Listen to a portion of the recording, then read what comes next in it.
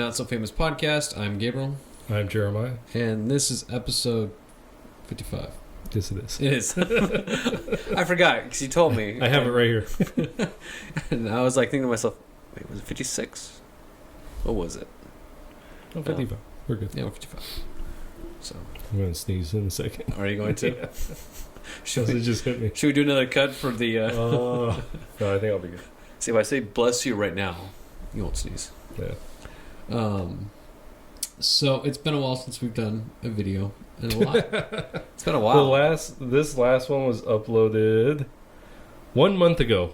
Wow. It was actually, for us, really well viewed. 18 views. Wow. Yeah. I had one person actually, if she listens to this, Gloria, here's a shout out to you. She watched it. She really liked it. So, Oh, good. Yeah. Probably messed that up now. Yeah, right. Oh, well, but a lot has taken place since the last time we've done a podcast. And I I guess just want to say, the majority of the time when we didn't do podcasts is your fault. it is my fault. I think one time was mine. It is because you offered, like, hey, we're doing podcasts tonight. I'm like, I can't. Hey, we're doing podcasts tonight. I can't, man. It's hard to be busy. I'm not going to deny it. That it has been my fault. So, Except for one time. And then one time we did a D&D night. yeah, Yeah, so it was pretty fun. that was fun. I want to talk about what is currently taking place as of today. Okay. What was today? What today? Today is April 21st. April 21st. Tomorrow's my mom's birthday. Really? Yeah. Well, happy birthday to her. The big 7-0. Really? Yeah. Oh, wow. So she'll probably listen to this and be like, oh, I hate that guy. He's my worst son. So today, so Derek Chauvin was convicted of all charges. Yesterday. Yesterday? Was it? I thought it was today. No, I believe it was yesterday. Are you sure? My work has just been tiring me, and I forgot when it was. I believe it came out yesterday. Yeah, it was out yesterday. Yeah. Yeah, you're right. It was out yesterday. And he was convicted of all charges. Right. And how long has that case been going on for? A year. A year. Yeah, since last year. So it's been a while. Well, maybe not a Well, year. not exactly. Yeah. Roughly a year. He was convicted on all charges. And Maxine Waters, right, Mm-hmm. made an interesting comment that almost screwed up the whole court case. I think it will. Well, he was already convicted of all charges. But she had said that prior To the conviction. to them going into deliberation. Oh. So she had said it prior to them going into deliberation. So the judge actually said that might be a reason for this to be overturned. Oh. Yeah. So it's not done. No, because she was inciting violence. Oh yeah. Right? Is that what it was? Like. Well, because she said if we don't get a murder charge, she said first degree, which that was never on the table anyways. Mm-hmm. It was a second. That's what I was looking up right now. Which degree was? Yeah, I know it was one at least second degree. So second degree, third degree, and second degree manslaughter. Those were the three charges. So you got convicted on all those. So, what is your, I guess, stance on the conviction? I think it was wrong. Like I tried to follow the court as best as I could, like listening in on different parts of it. So I don't think the first two charges were right. So second degree murder and third degree murder, I don't think those are right. And let me bring up why. So second degree murder. So second degree murder. Now this is, so it's without premeditation. You intentionally or knowingly killed another person. Okay, so you didn't premeditate it. That would be third degree. Or first degree. That would be first degree murder. This is you there was an intent and you knowingly murdered that person. You killed that person. So there was an intentionality. So third degree is this.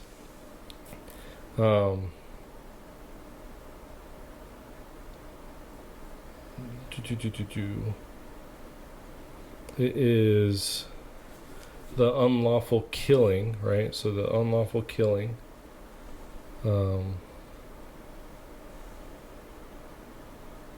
Let's see.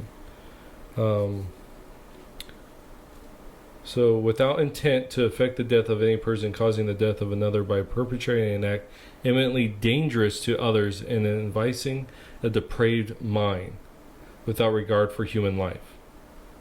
Okay? So, you have to have a depraved mind, right?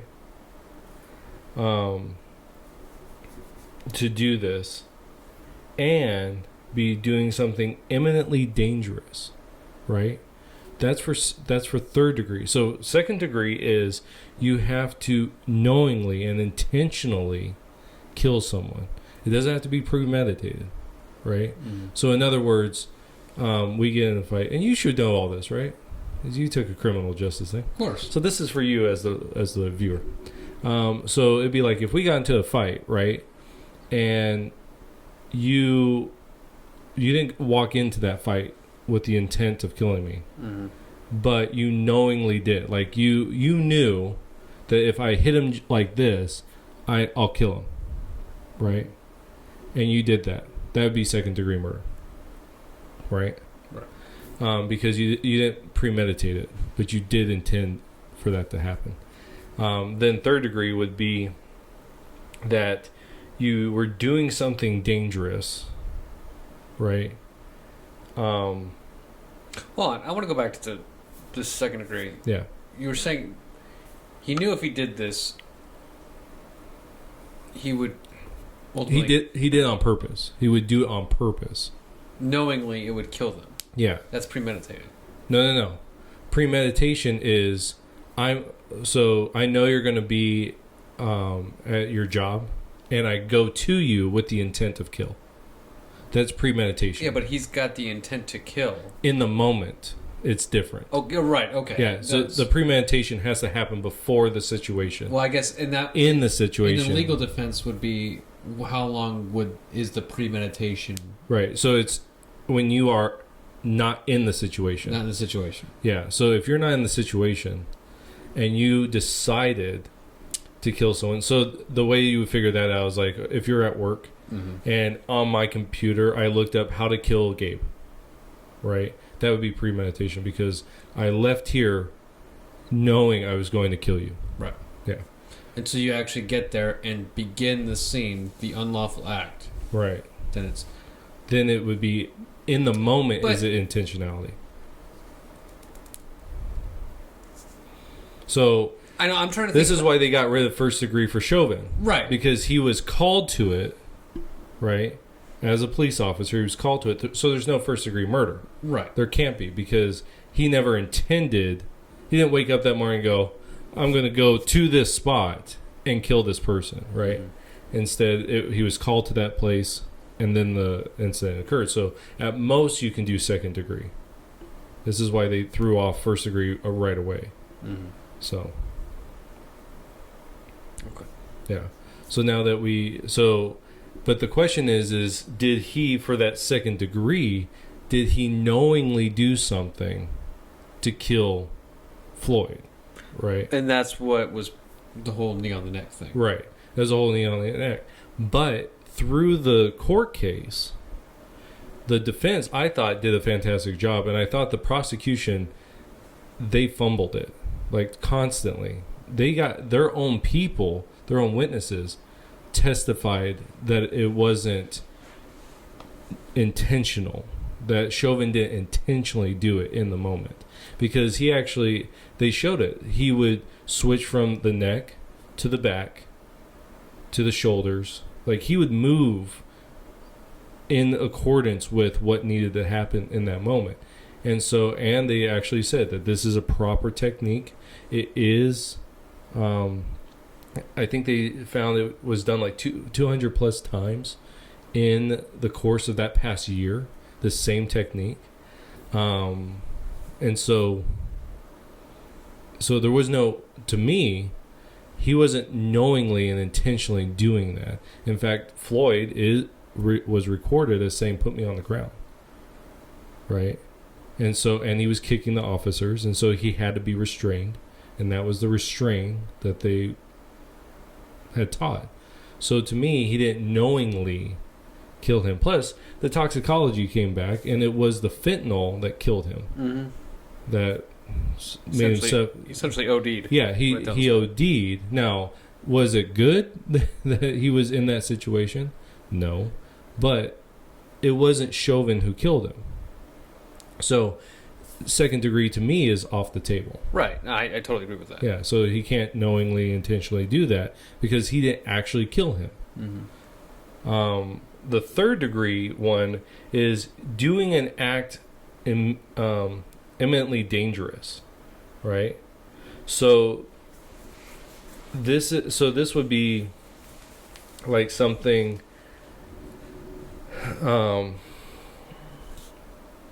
Well, Floyd was doing something dangerous, right? Floyd was, mm-hmm. right? Fighting the cops and everything like that. So to me, the cops are trying to restrain, the cops are trying to not do something dangerous, like trying to fix it. So right there, I think there's already a problem. But in this definition for Minnesota, it says invising a depraved mind without regard of human life.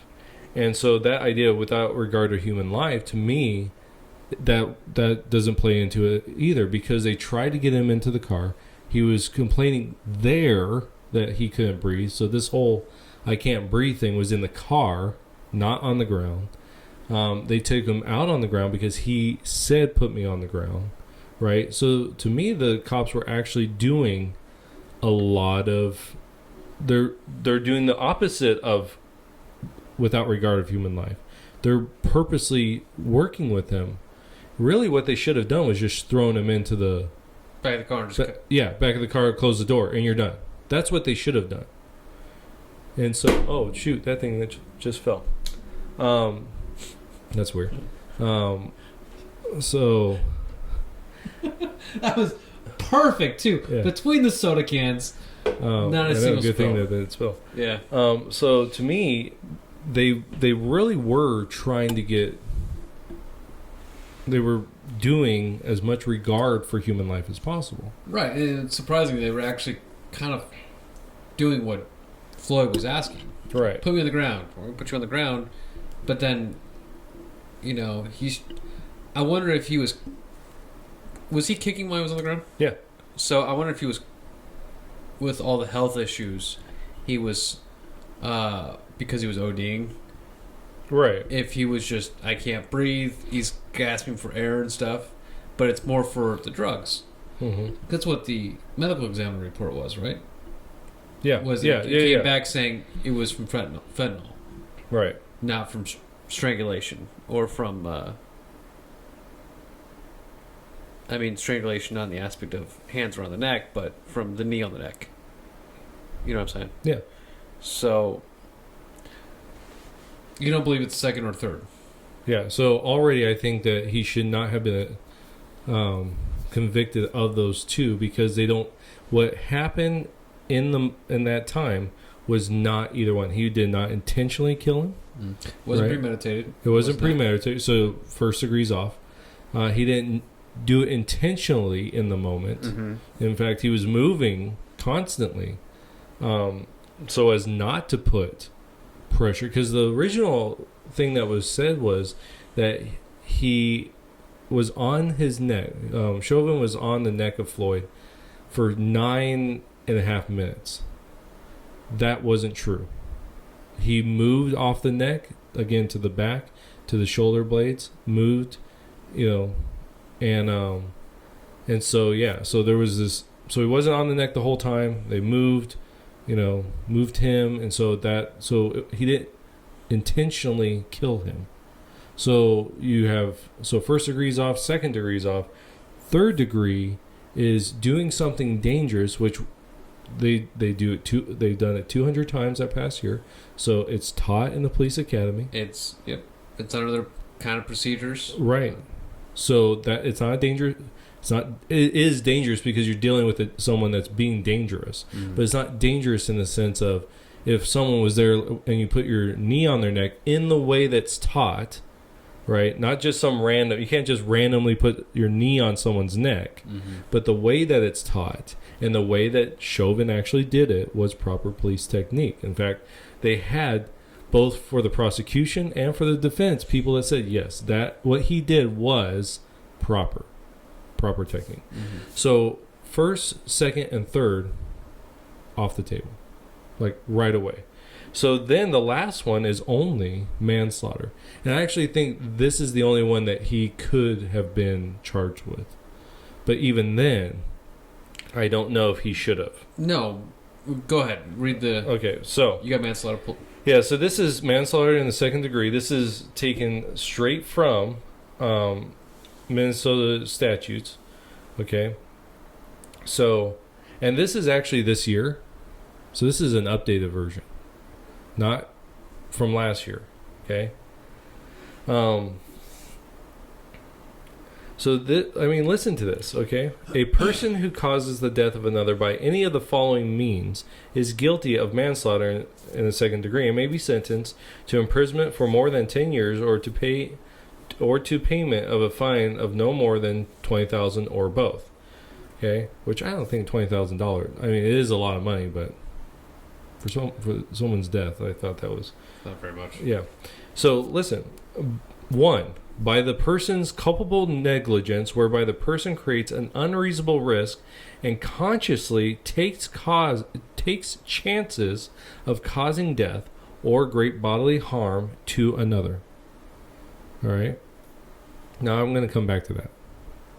I'll give you just the other ones real quick because they have nothing to do with it. That's the only one I think actually... has something to do with it. Yeah. Because the other one is shooting a firearm or other dangerous weapon. So there was no firearm. Setting a spring gun, pitfall, deathfall, snare, or other dangerous weapon or device. So my thing I want to build, I can't do that. Negligently or intentionally permitting an animal known by the person to have vicious properties. Okay, so that's off. That's being attacked by a dog on purpose. Or number 5, by committing or attempting to commit a violation of section 609.378, which is the neglect or endangerment of a child. Okay, so that's not. So, though the only one that we're talking about here that applies to this case is number 1, by the person's culpable negligence, whereby the person creates an unreasonable risk and consciously takes chances of causing death or great bodily harm to another. So now the question is, did what Chauvin did what... Chauvin... How do you say that? Was Chauvin doing... Yeah. What this says. Right? Was he negligent? Was he creating unreasonable risk? Was he consciously taking chances of causing death or great bodily harm? In my opinion, no, he wasn't. I would agree with you on that one. But I'm also looking in the way of when the prosecution and what they're saying, and I can see how they would fight against that with the whole knee. Yeah, I understand. It was an easy fight. Well, I wouldn't say it was an easy fight for them in the court case. Well, I think there's other reasons. Well, I think so too, and I don't think Maxine Waters didn't help with that with her comment. So Right. So, but just from this side of it, I don't think that the things that he was charged with is what he should have been convicted on. Like those, he shouldn't, in my opinion, based on what it says, and going back through the testimony of the witnesses, not witnesses in the sense of people that were eyewitnesses, but witnesses to the facts of, was it proper? Was George Floyd fighting? Was what actually caused death? You know, these other factors that, to me, none of the actual things he was charged with would apply to his case. Mm-hmm.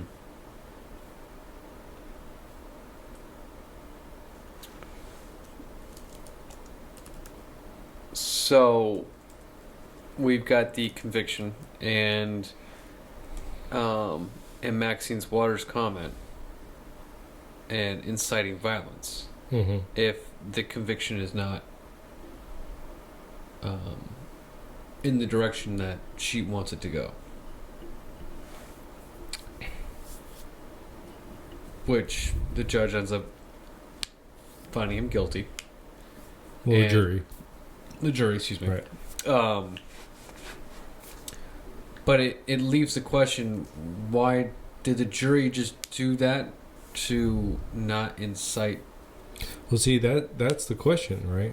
Like, what was? Are you doing it? Did you vote guilty because you're like, well, if we don't vote guilty, then we're just gonna have more blood on the streets, either right. one guy or a bunch of people right. dying from rioting.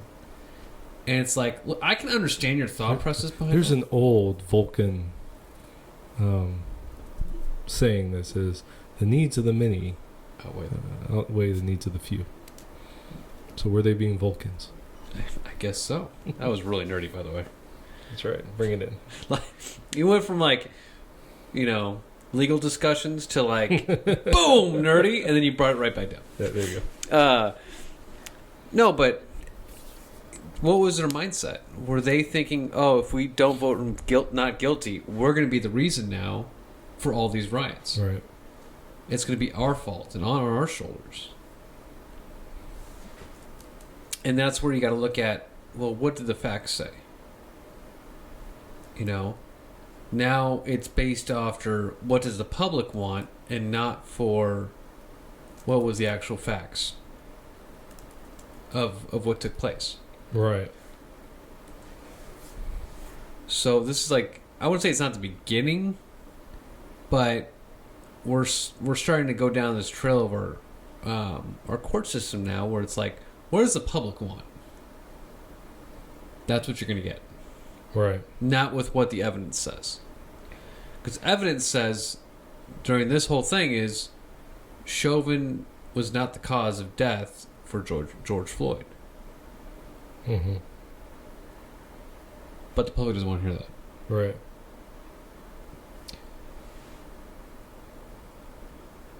And I can see why. I'm surprised the judge didn't stand up yet to... If he already got charged for all on all charges, if he was found guilty on all charges, can the judge go back and... So what ends up happening is they'll appeal it, which they will. They'll appeal this. Right, of course. Yeah. And I think you think that's when the judge is going to step in and say, "All right, this is going to be dropped because of Maxine Waters." Well, okay, so let's get into the jurors themselves, because I think that if I go to a perfect example of this was several a couple years ago, I was on in an actual court case where As a jury. As a juror. Okay. Yeah, I wasn't in the... Right. Well, let's specify that real quick. Not this time. So I was a juror, and it was actually a local thing.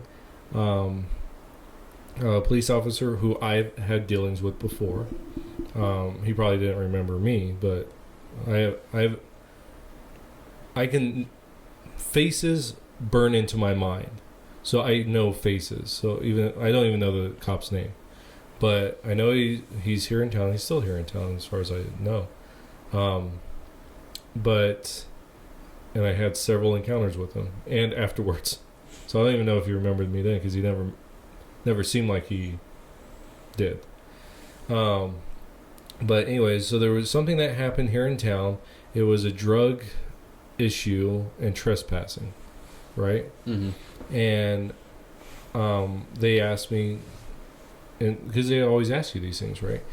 What is your thing? And I said, well, I do tend to side with police officers because I understand what they have to go through and everything they do, but I can also be objective, because my desire, and this comes from my Christian place, my desire is that justice is fulfilled and that the letter of the law is followed, right? And so we did the court case. It lasted 2 days. Did the court case. We went into deliberation, and this one guy, he did not want to give a guilty verdict. He did not want to do it. And so I stopped everything. And I said, look, we are here to follow the letter of the law. This is what the law says. This is what she's being charged with. My question to you, did she do this? And he goes, well, yes. I said, I don't care what you think. We have to give a guilty verdict, not because of anything except what she did is what the law says. What they're charging her with is correct. That's all that matters. If they were charging her with something else, and I even told the guy, there's another law that she cannot be charged with because she doesn't meet that criteria, or the prosecution doesn't meet that criteria. And so to me, as a juror, you gotta exit yourself and what you would desire. Take this for example. This is one of the jurors, juror 9. Okay, this is some of the things she said. She said she recognized that it's a very important case for the nation. She said it's something everyone's heard about and talked about. No matter the decision, people are still going to talk about it.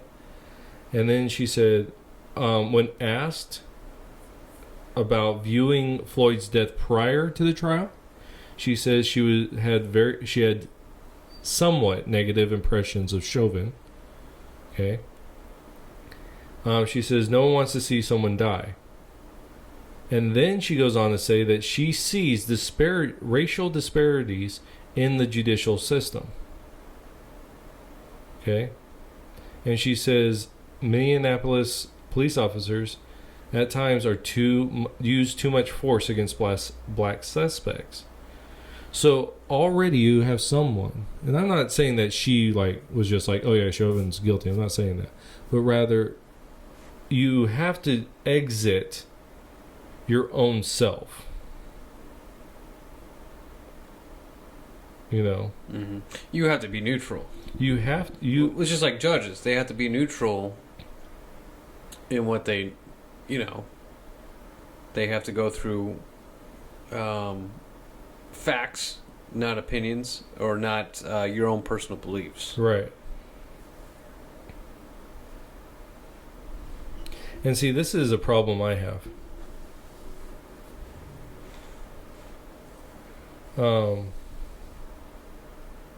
Okay, so this guy right here. I didn't think the jurors had statements. What website are you on? This is StarTribune.com. This is juror 52. Now, I don't know, now when they say this, these are just people that,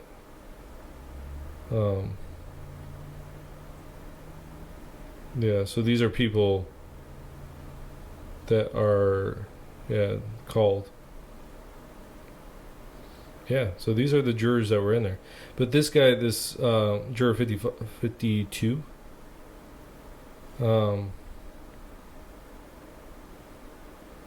he says, I don't think Chauvin had intention of harming anybody, but someone died. Someone did die. So here's the problem. There was no intentionality right there. Second degree murder's off. I'm sorry, can you say it one more time? Okay, so this guy said, I don't think Chauvin had any intention of harming anybody, but someone did die. Okay, so someone died. That is obvious. But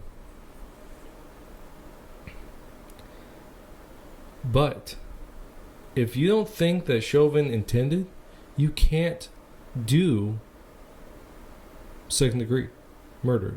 So what I'm saying here is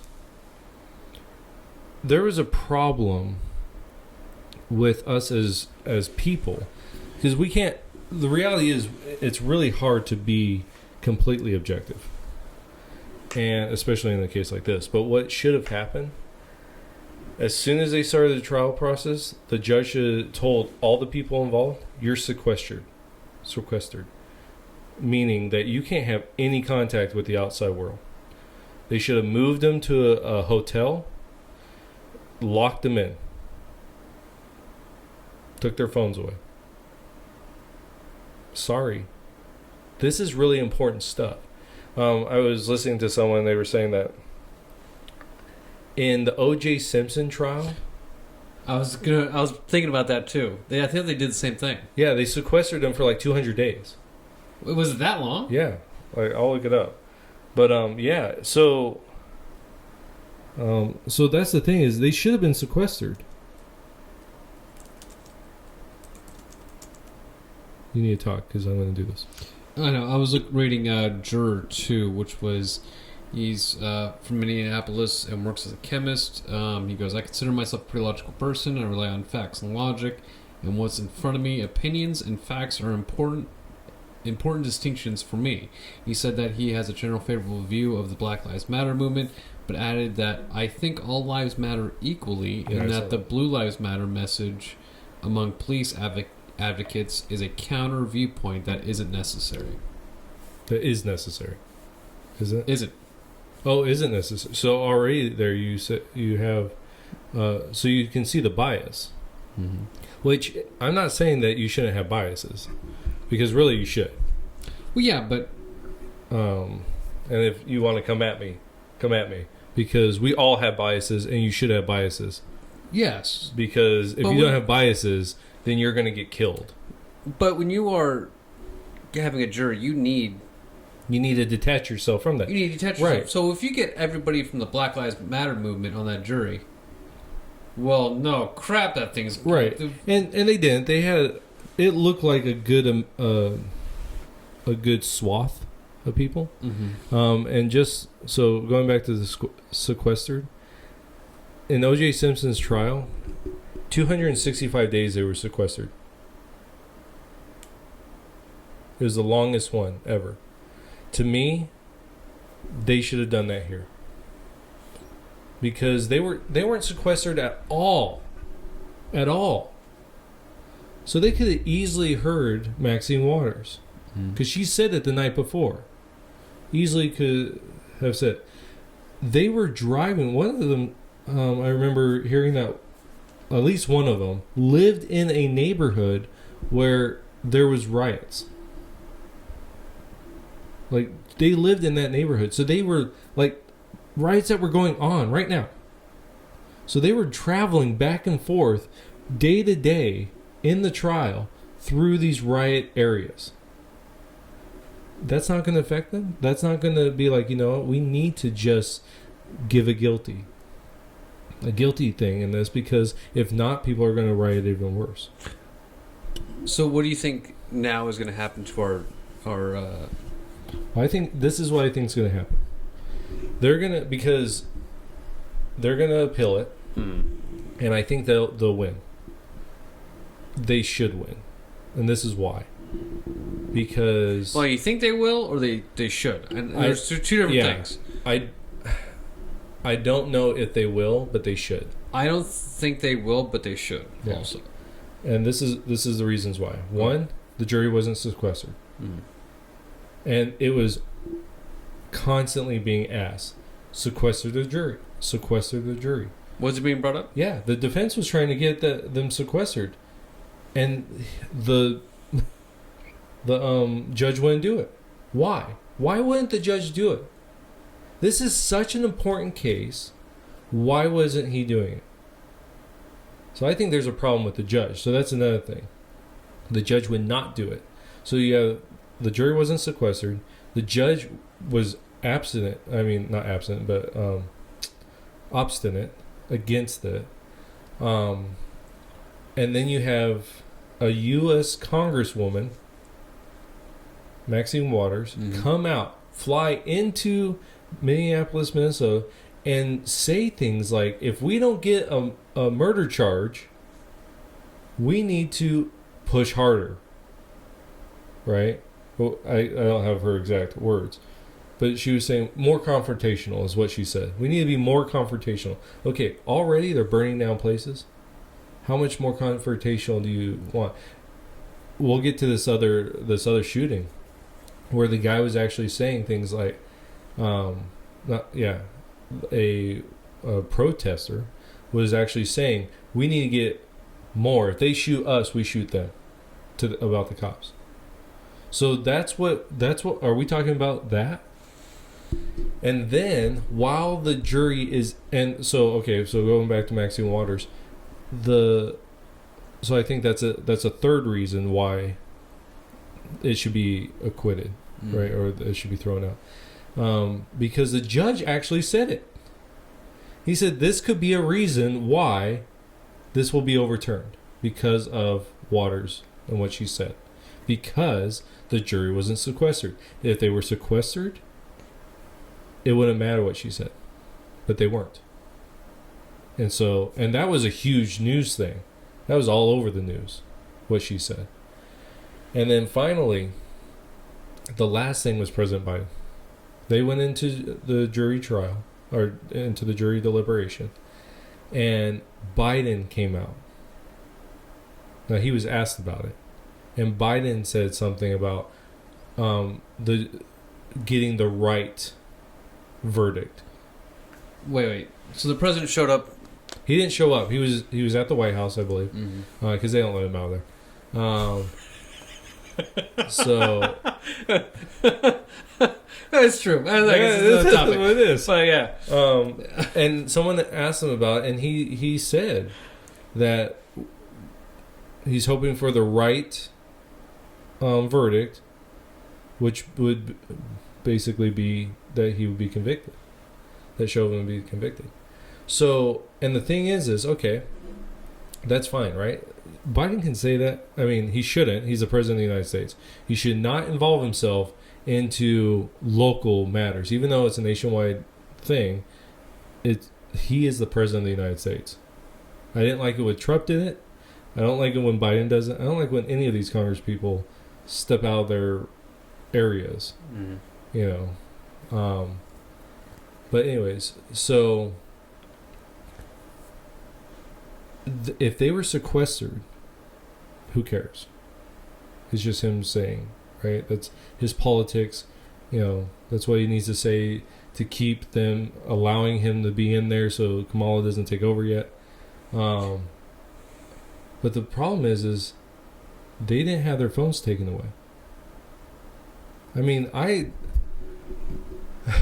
when I was in that jury thing, and when I was in deliberating, I had my phone. And I just, when they were, because I'll look through my phone while people are talking, when I'm not a part of not fully a part of the conversation, and listen to what people are saying, so I can think through it. I have a problem, like when I'm trying to think through people's stuff, I have to have my hands dealing with something. So like when I listen to people speak, I draw, because I have to do something with my hands so I can listen intently. And so I was doing that. So what would stop someone, you know, and going back to these jurors, you have some pretty young jurors in here. One in the 30s, 20s. They're pretty young people, even older people. We're all on our phones now. What stops them from going through? seeing a headline. Oh my gosh, the president said something. I wonder what he said about it. Oh, he said the right decision would be conviction. Right? And so it's like, so these are all the reasons why I think that they'll take it to appeal and they should win. If that judge at the very beginning would have said, we're sequestering the jurors, this is a really important case, then okay. Who cares about those other things that I said? Wouldn't matter. But he did not do his job. He did not sequester them. And so Chauvin should get off because of that. Because the problem here is we want to talk about justice, right? But if the mob rules, if we're afraid of what the mob will do, burning down places and all that, then there will never be justice. No, they have ultimately taken over our court system because they speak loud, they get what they want. They're a crying baby, right?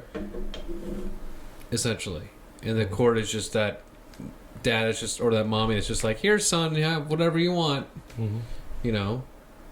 And it doesn't matter what the evidence says. It doesn't matter what the facts say. Right. Point case, Derek Chauvin, you know, and doesn't matter. The mob wants what they want, and they end up getting it. Right. And I think that's going to be happening. I think we're going to be seeing that a lot more now. Do you see that? No, I think so. Well, it's like this. So when before the verdict came out, you had people saying things like, it doesn't matter. Whatever happens here doesn't matter. Because it's not justice yet. And in fact, that's a lot of people, when it came out that he was convicted on all three charges, people were saying it's still not justice. It's one incident. It's still not justice. And I'll tell you this, I have a perfect fix on how to make all this justice work. Vote out Democrats. You know, one of the things that pisses me off, so I might start ranting in a minute. I was having a conversation a while ago with this girl that I actually had in a youth group years ago before I came down in courtside. And she had said something about something. I can't remember what it was. But I said, you know, there's one factor that connects all of this. It's all in Democrat-run cities. So if you want to get ticked off at police brutality and alike, start with your elected officials. They're all Democrats. Well, the majority of them are. It's like shootings, right? Shootings happen, they say, in 97% in gun-free zones. You know who put those gun-free zones into place? Democrats. Biden specifically. So the problem here is not the system. The problem is the people that keep voting in these Democrats who, and I think it all goes back. So you want to, let's take a history trip real quick. The Democrats, what? No, come on, guys, pile in the car. We're going on a history road trip. You go back, and it was the Democrats who created Jim Crow, kept slavery in the mix. In fact, so the Republicans, they won. You know, so this is going back to our 16th president, Abraham Lincoln. They take control, right? They start changing things. The Democrats didn't like it, so what they do? They took their ball on the left, right? They wanted to secede. That didn't happen. They got brought back in. To me, Abraham Lincoln should have went through and said, okay, you were on their side. Bam, bam, bam. Right? And just took them all out. But instead, he did the Christian thing. And he's like, we need to repair this. Right? We need to repair. You're just like, Abraham Lincoln should have went bam, bam, bam, but he did the Christian thing. I'm like... So... But then what happens is you have Oh. The Democrats rise again. Mm-hmm. They put in all these Jim Crow laws, right? They go back, they win the White House, and they reverse a lot of the stuff that the Republicans had put into effect. And so then you have this back and forth for years until you get to the 1960s, right? Who wanted segregation? The Democrats. What's happening now? You have segregation that's happening. People want to split blacks from whites again in schools. That's the Democrats leading that. Okay, you want the mob rule. That was a Democrat thing in the South. Mob rule, right? It wasn't looking out because our system of government really looks to the minority. It gives power to the minority. That's what the electoral college is, right? It's saying, okay, you have big states, you have small states. How do you make them more equal? So that the big states don't govern over the small states, but rather we're in a union. How do you do that? You do it through the electoral college, right? And so, but the Democrats want popular vote. They want the mob rule. That's what they did in the South. The mob ruled over the minority, which is the opposite of what our country was founded to do. That's what they're doing now. The mob rules over the justice system. And then they point to other people. I think I might have told you this. Back when Obama was running for his second term, they were doing interviews with people. And they were interviewing this black guy in Chicago. And they asked him, hey, who are you going to vote for? He goes, I don't have a choice. And they're like, well, yeah, you do. You have this person and this person. He goes, they're both Democrats. I don't have a choice. And he's like, and all these people, they always point to the Republicans. Look at those Republicans over there. They're going to steal, they're going to take away your stuff. They're going to destroy everything. You don't vote for us, you don't get the stuff. He's like, there's never any Republicans running. And if they're called Republicans, they're just Democrats by all their policies. And that's the reality. In all these big cities, it's just Democrat run. So you can't tell me it's the Republicans' fault. Right? You can't tell me it's a white man's fault. It's the Democrats' fault. That's who it is. And it's always been that way. Our country has always had this problem not since the Democrats came to power, but pretty much afterwards. And, Lyndon Johnson was said to have said, I'm going to make those N-words vote for us for the next, I think he said like 200 years or something. And that's what they're doing. They're going to those, he's the one that did the war on crime, or the war on poverty. Okay, how's that working? We're 50 years, 60 years since then. How's that working? It's not. Are those inner city schools are still bad? Who runs those schools? It's not Republicans. In fact, Republicans try to get alternative schools and they're voted out. They're kicked out. School vouchers. If every single family in the world, in the United States, was given the amount of money that's spent on their child, say it's, I think at one point it's $4,000 average. Say, here's $4,000. It's a voucher, right? It's not actually $4,000. You decide where you want to send your kid. That's giving power to the individual.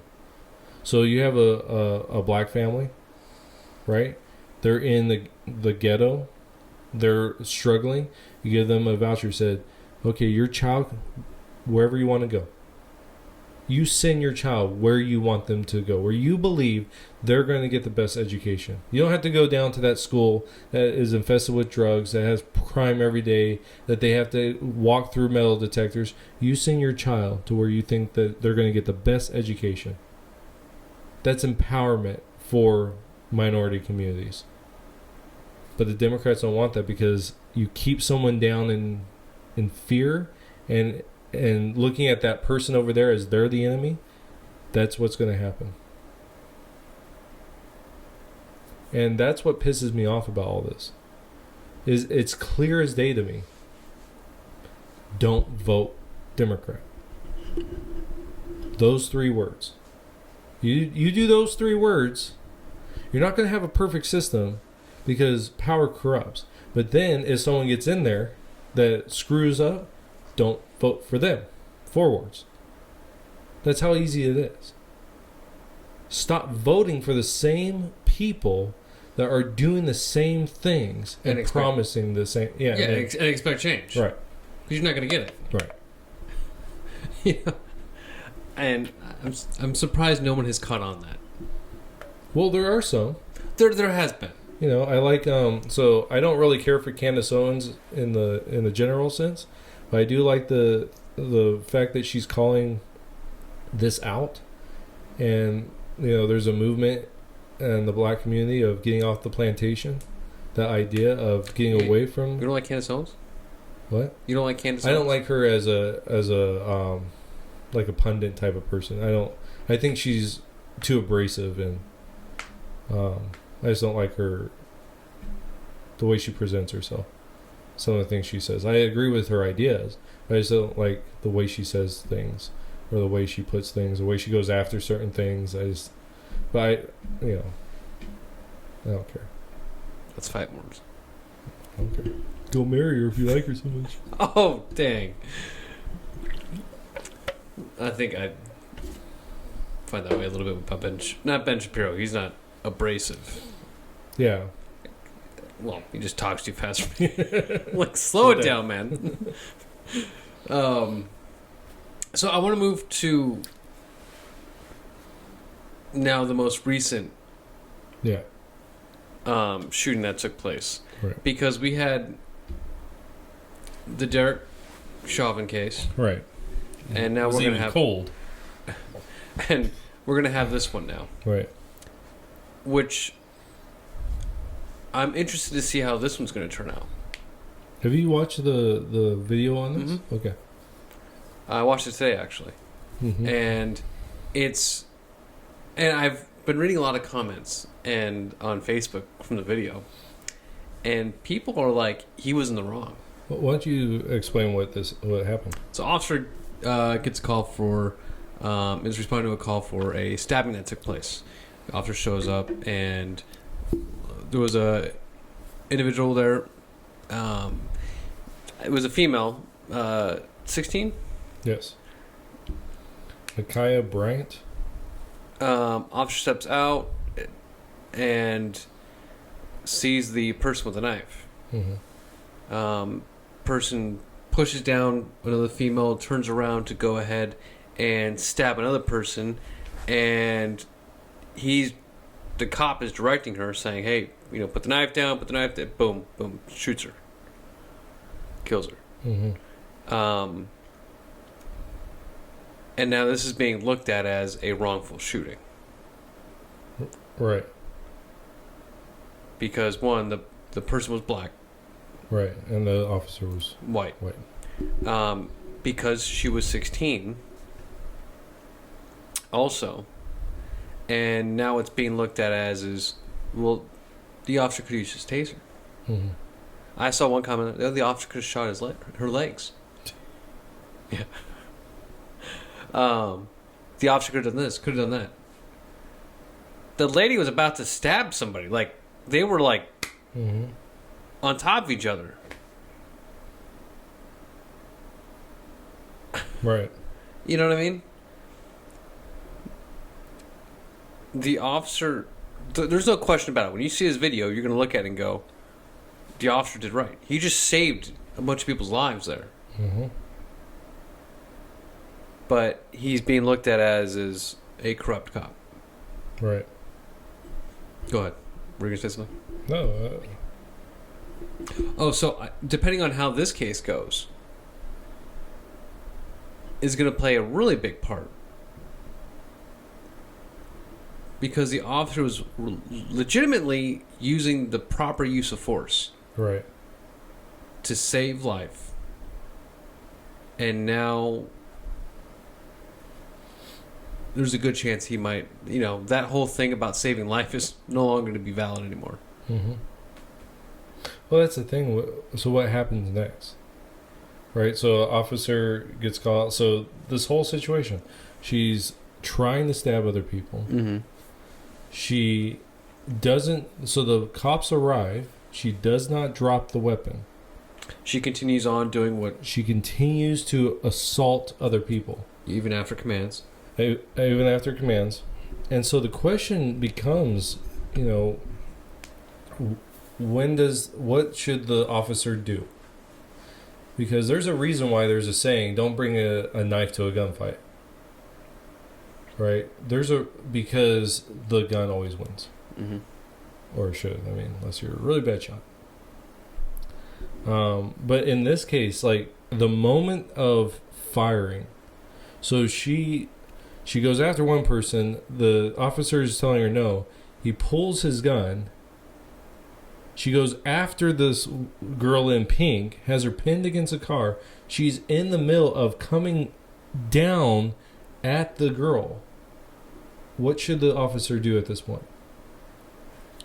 People understand tasing doesn't always work. When you are extremely hyped up, it could be on drugs, even adrenaline, right? The tasing might not work. Well, you have to be accurate enough to make sure you got both prongs. Right. They both body. have to hit. Yeah. And so if one doesn't hit, right, you're not going to get a good arc, and the person's not going to seize up. Right. So in this situation, in the fatal, because how many times can you stab someone? Yeah, in a couple seconds. Oh well, it goes fast. Yeah, he can stab her and then quickly run over to stab somebody else, mm-hmm. and then even stab. He's in that kill zone for a knife. Right. Really close proximity. She could easily turn around and go after him. Right. But if he ended up using his taser, the two girls are like almost on top of each other. Man, in case the other prong doesn't hit the other woman, Right. Taser's not a good choice. Right. Yeah. So this is a fatal situation, right? So the proper use is the firearm. Mm-hmm. You pull the firearm out. He gives commands. She does not follow. She goes to kill some. And it's not like, oh, she's just gonna, stabby stab and everything's gonna be all right. I've watched people talk about knife fights and things. They say, if you're ever in a knife fight, just assume you're going to be stabbed. You just don't want to be stabbed enough or in places that you're going to die. Mm-hmm. But you are going to get cut, hurt. It's just a part of knife fights. And so this girl, and this Bryant girl, she's in foster care, and it might be a horrible situation. Her foster care might be, because that's true. Things might have escalated, and she just lost it. She still has to not. That does not give us rights to murder people, to assault people. It does not give us that right. And this is the problem with youth, right? Youth, when we're youthful, in our youthful years, we just act. We don't think about consequences. We don't think of the repercussions. We just do. And as time goes on, as we get older, we start thinking, I shouldn't do this, right? It's like, I'm glad, so talking about motorcycles earlier, I'm glad I didn't get my motorcycle when I was younger. When I wanted to get it, which was like 18, 19 years old. I'm glad I didn't, because I know the thrill of being on the motorcycle and just wanting to drive fast. But as an older adult, being older now, I know I shouldn't do that. Mm. I don't need to jump out in front of cars because I'm faster. I let the car go. Right. It's like when you're driving on the road and you see a truck down there. And I did this as a on my way to college. Actually, I didn't do it on purpose, but everyone was getting on my lane, and I'm like, oh shoot, I'll just drive. I'm going to drive in the open. I didn't realize that everyone was getting over because there was a truck and they were going around it. Mm-hmm. And now I get over, and there's times when I'm like, oh, this jerk, he's doing, he's trying to get ahead of everyone, so I get real close to the person in front of me. But in the last 5 years, I've decided, you know what, I'm going to let the person in. Because if I don't, and they jump in, that could cause an accident. I could die. My children could die. So I back up. And that's what the problem with youth is. They just do it. They haven't had that time to learn that temperance. And so it doesn't matter her age. If she is going to assault someone, she has to be stopped. And if she won't listen to commands and she's in the midst of hurting someone, you have to take inventory and say, is it that person that's going to die, or is it this person? That's what you have to do. The cop did what he was supposed to do.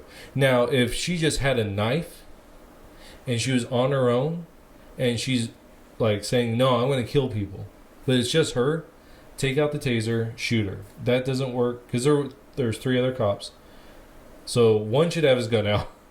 One take out his taser, shoot her. If that doesn't work and she comes after you, right? Because I watched a video of this guy with a knife going back and forth, and he's yelling, and the officer has his gun out, and the officer's giving commands: drop the knife, get down on the ground, very calm. And the guy's just going back and forth like a lion getting ready to strike, and the guy just takes off. And the guy was like 40 feet away, I think they said. The cop unloaded his full-size firearm, hand pistol, into the guy, the whole magazine. 18 rounds, roughly. Entire thing. The guy dropped 5 feet away. The guy made it 35 feet and took almost the whole, there probably missed some, let's say 10 rounds into his body before he stopped. That's the reality of a knife. And when it's this close, when literally the girl, I'm looking at the picture, the Bryant has the girl in pink against a car coming down at her. What is the officer supposed to do? Once you're done stabbing her, please drop the knife. Once she's dead, now we can have that conversation. Oh, you want to kill her next? Yeah. Oh, just go keep ahead. going. Just let me know when you're done. Yeah. When you're done killing all your friends or all these people that have wronged you, if you can please just drop your knife. Yeah, then we can do this. And put these on. Yeah. I can't get on her back. Yeah. Well, and that's the thing is what are cops going to do? If something like this, something where it's the same thing, and each one of these is a tragedy. Like anyone that's like, they should die. Okay, dude, like, calm your roll. Life is very precious, and as a believer, it's like that should be. I don't want anyone to die because of my theological understanding. Because to me, if you die without Christ, you die eternally, which is worse. So to me, I don't want this little girl to die. I don't want George Floyd to die. I don't want that. So last week? It's a 13-year-old kid out at 2 a.m. or something like that. They were him and an older guy were shooting the gun. He had the gun. The officer said, "Drop the gun." He took off, and he throws the gun away, but you can't tell it in the moment, and so the officer shoots him. And when we've gone to front sight, they had this moment where they get you all on one side. And they have an instructor pointing downrange, so you're back behind the firing line. and there's an instructor right there, so you're kind of like this, right? And then they're talking about you're at home, it's at night. Someone breaks into your house or the garage, because that's where most break-ins come through. And you hear them in the garage. You take out your gun. What do you do? And then, so there's 2 instructors doing this. And so someone goes, you give them a command to stop. Or you say, who's in there? He goes, okay.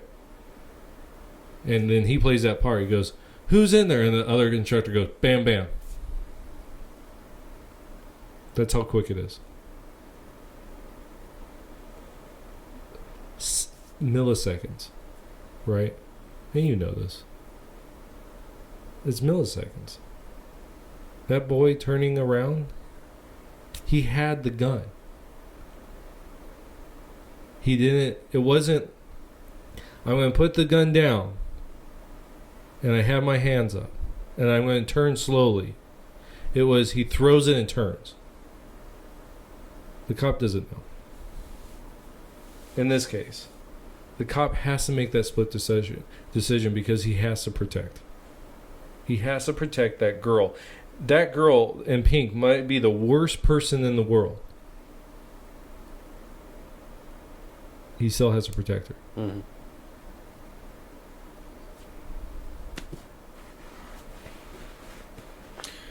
You think if this goes to trial, you think it'll be turned out the same way? I hope not. And that's the thing is, if things like this, like I remember we were doing the podcast on the day that Chauvin, that this whole thing happened. You know, I was talking about it. I said, it doesn't look good. No. It doesn't look good for the police. No, and I felt, you know, immediately hearing everything from the news, you're just like, oh, dang, I feel bad for the family. Yeah. You know, but then more information pops up and you're like, oh. I think we spent like an hour on it. Yeah. Like just talking about going over the stuff and the cam footage when that came out. Yeah, and you learn more about the situation. You're like, oh, no. It wasn't his fault. Yeah. So, but the thing is if something, so for Chauvin's thing, okay, it doesn't look good. Possibly, yeah, manslaughter. Okay, even if they did convict him just of manslaughter, I would say, okay, I understand.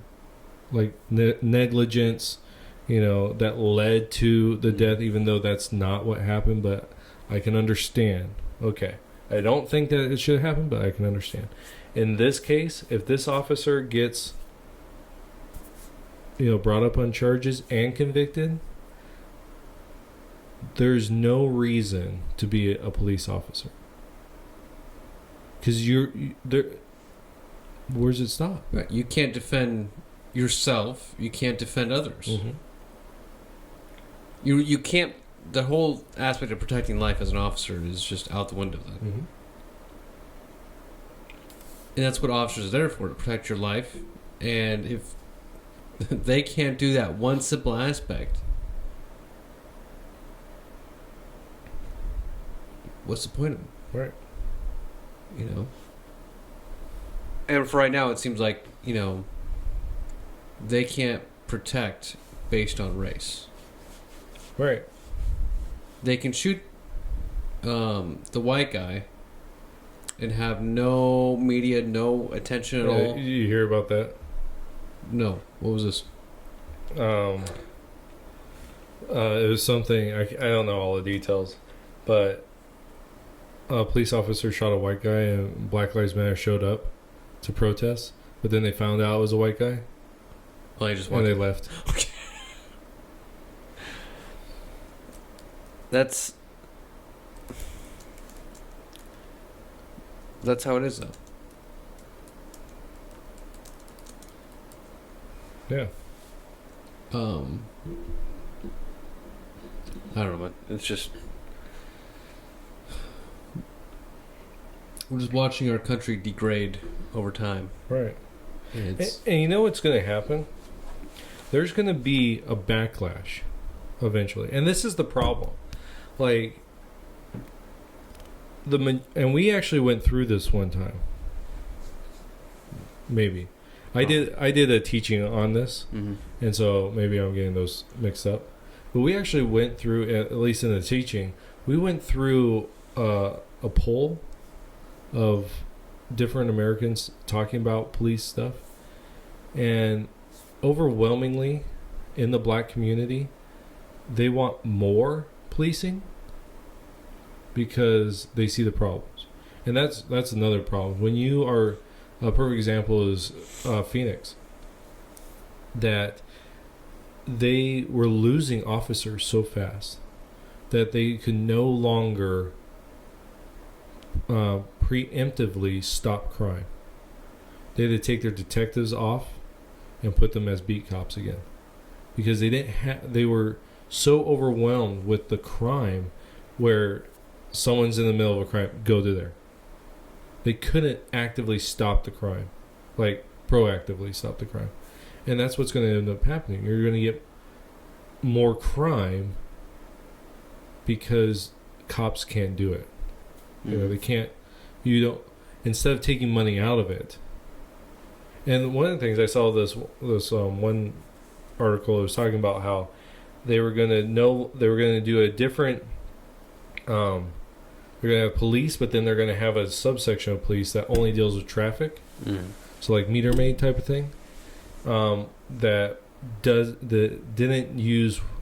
weren't armed. I think that's what the thing said. Well, the majority of police encounters that are fatal, traffic stops. That's the majority of them. Way to go. You're going to have more fatalities because you're sending in people unarmed to deal with situations that are the most dangerous. Good job. I think we're going to be like the UK when it comes to I think as far as police, yes. No weapons, no firearms. I mean, if we get to that point, I wouldn't be surprised, but Outlaw of all guns and knives. Knives, forks. You're gonna have to go bats, because they say bats cause more fatalities than rifles. Really? Yeah, something like that. Wow. I'd have to look that up. But dude, I have so much to talk about. Oh, really? Oh yeah, dude, it's been a month. I know. Maybe with the next topic. Okay, so sticking with this whole idea. Okay. Well, this is wrong. So back in February, there's actually this guy, Tyree Moorhead. He's an activist in Baltimore, and he says, he's quoted as saying, "I can relate to the shooters. Guess what they want? They want money." And so his idea basically is to curb violence, is just to give money. Was that one of the?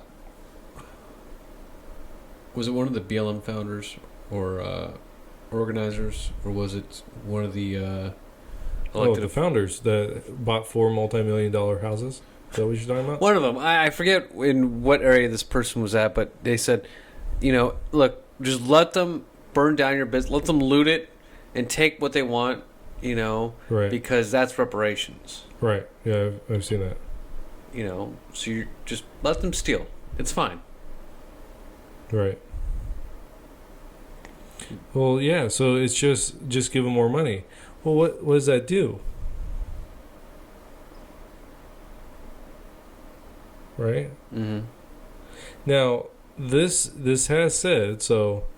In Richmond, California, they tested this. They paid people not to commit violence, and they said they had a 66% reduction in firearm assaults. I would really like to actually see those results, because statistics can be so easily manipulated. You know, it's like gun violence. So when people talk about gun violence, they'll say like there's 15,000 gun deaths in the U.S. a year or something like that. And it's like, okay, that's interesting, and they'll equate that and be like, that's what, you know, like, that's why cops don't need to use guns, because they just kill so many people. And it's like, yeah, but when you actually dig into that, most of those are suicides or gang related. It's so you actually are less likely to be killed by a gun than you are other forms of assault. And so you can manipulate things. And so perfect example of this is locally for a school district. They were, I think they were a D level school. So they do A, B, C, D, E, F schools. And I can't remember if they were a D or an F. I think they were a D. And then like the next year they put up this banner and it says, "We have become a C school." They were really proud of it. And so I'm like, oh, well, the school must be getting better, right? So better teaching, better things. And I was talking to a teacher about it, and they go, no, it's not. What they did was at the state level is they changed the criteria for each level. Everyone got bumped up. Wow. So D schools went to C. That's why we're a C school now. So you can change things. Right, to make things look better, but in reality, it's not actually working. No. So I would really like to actually see what's it's like, going on well, it's just like you can change some of the person's appearance on the outside, but it doesn't change anything on the inside. Just because you look fancy doesn't mean you're not a jerk. You know? Right. Mind if I throw something at you? Sure. It's a Black Lives Matter activist was charged in a hate crime. There can't be. A black woman. Black people can't be racist. Right. A black woman has brutally beaten a 70-year-old Mexican-American woman on a bus in Los Angeles after mistaking her for being Asian. That's another thing. With all this Asian hate going around and blaming white people for Asian hate, we'll exclude this one because this person's black and not white. Mm-hmm. You know? But if you think that all this Asian hate that's going around is strictly only from white people, you're wrong. There's a lot of races out there that are going after Asian people. Mm-hmm. Well, because of COVID-19. You know, I'm guessing is what the reason. Well, I think that's why we see a spike. Yeah. You know, and this person thinks it's this Mexican lady's Asian. I just think it's... I feel bad for the 70-year-old lady that's just minding her own business on the bus and gets beat up. Right. Because of her supposed ethnicity. You know? Right. Well, I think the stat in San Francisco is like 86% of all crime against Asians are from the black community. Mm-hmm. And they were doing, when all this stuff was, swelling, was out there, they were talking about this, what was it, this police chief or someone was talking about the increase in Asian hate crimes that were happening, and above them was all the perpetrators that they had caught. They were all black, but they never said anything about their race, which they shouldn't. No. The reality is, you should just it doesn't matter if it's a black person, a white person, whoever is doing it. Okay, we have a problem. Yeah, that's what it should ultimately be looked at. But when the whole thing is based on race, yeah, you need to see it, because the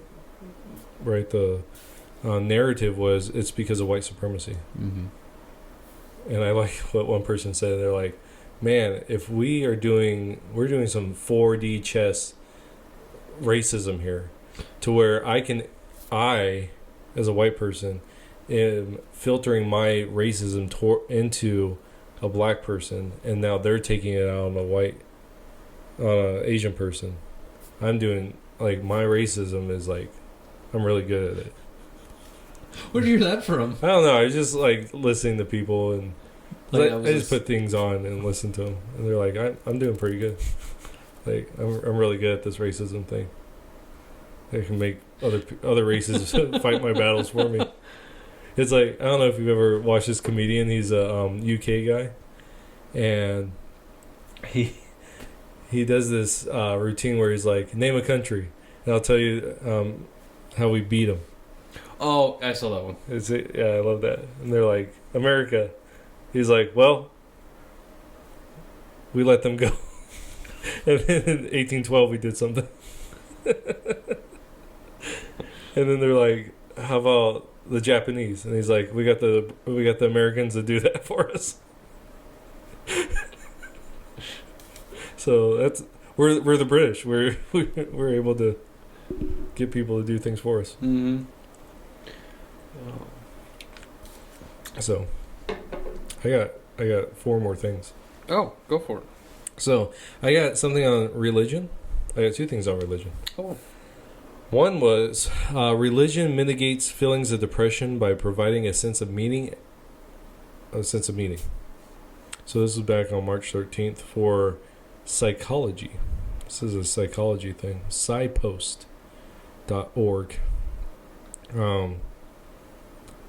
They were talking about. It's been so long since I've looked up all this stuff.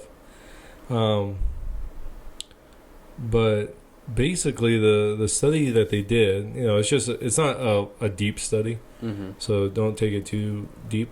But what they found was those that responded that they were more religious had less signs of depression in their life. Because, and what they came away with it was because they had meaning. Yeah, it's some sense of purpose. Yeah, they had purpose in their life. What are your thoughts? Now, are you just using any kind of belief as a blanket term rather than just a specific one? Yeah, it's just a general religious belief. Yeah. So no, we're not picking one specifically. No. Well, then I totally agree with that, because all religious beliefs somehow give you a purpose. Yeah. To follow. Christianity gives you a purpose to live for your fellow man. Islam gives you a purpose of killing them.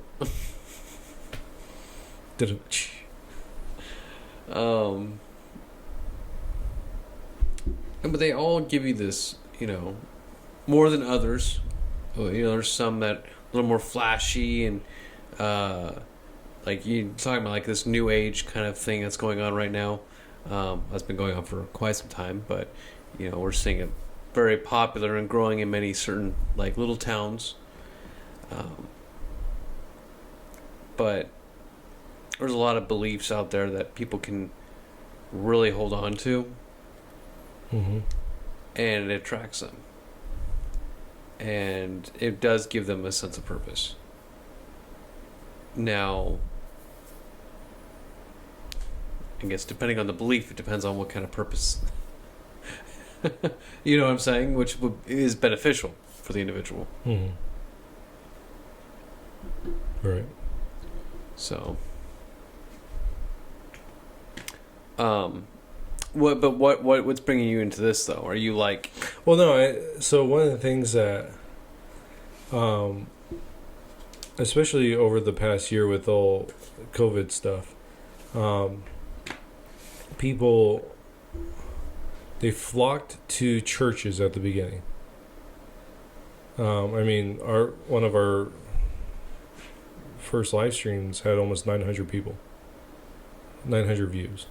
Wow. Yeah, for the church.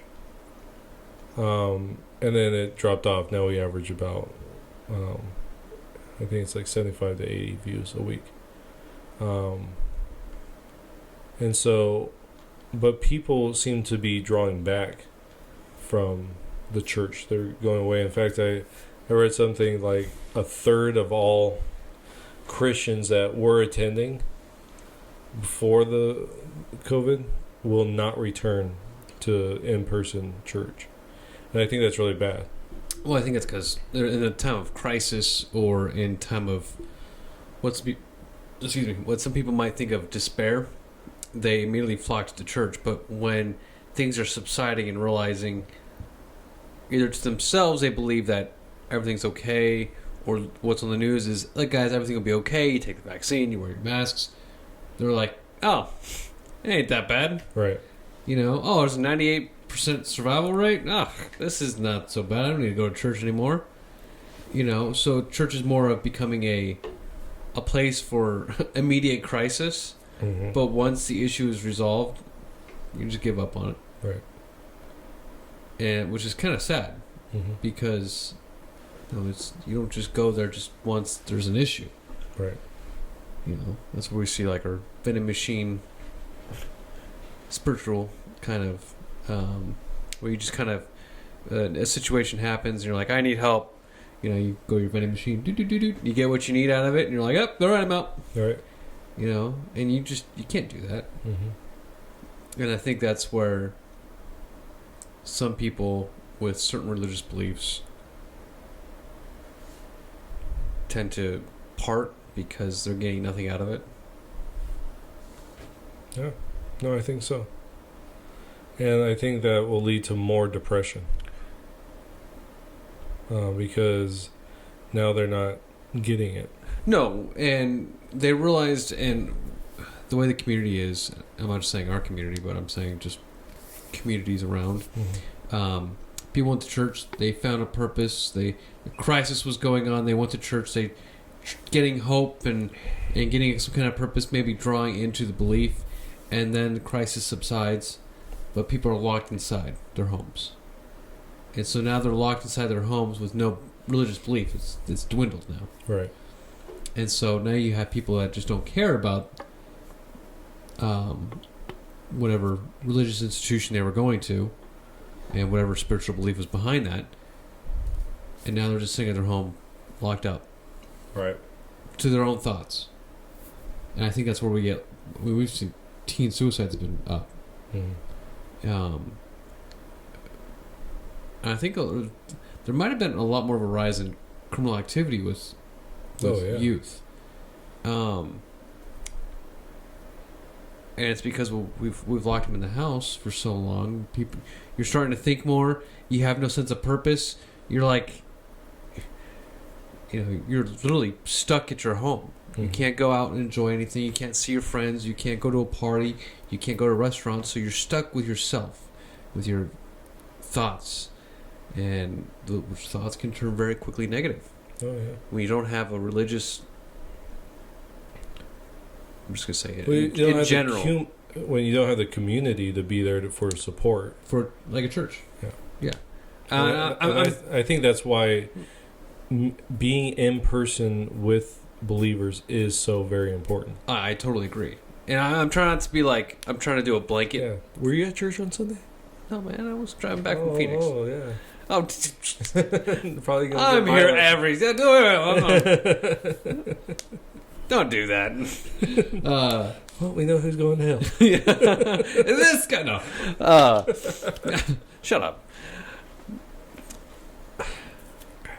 I wish, though, that the people that attended these churches, and I'm hoping it was more of at least for our church, or a Christian, a Christian church, mm-hmm. that I wish they would have held on to their faith, or they looked into it more even after that crisis took place. Right. Because then they would have had a sense of purpose to continue on during that period of lockdown. Right.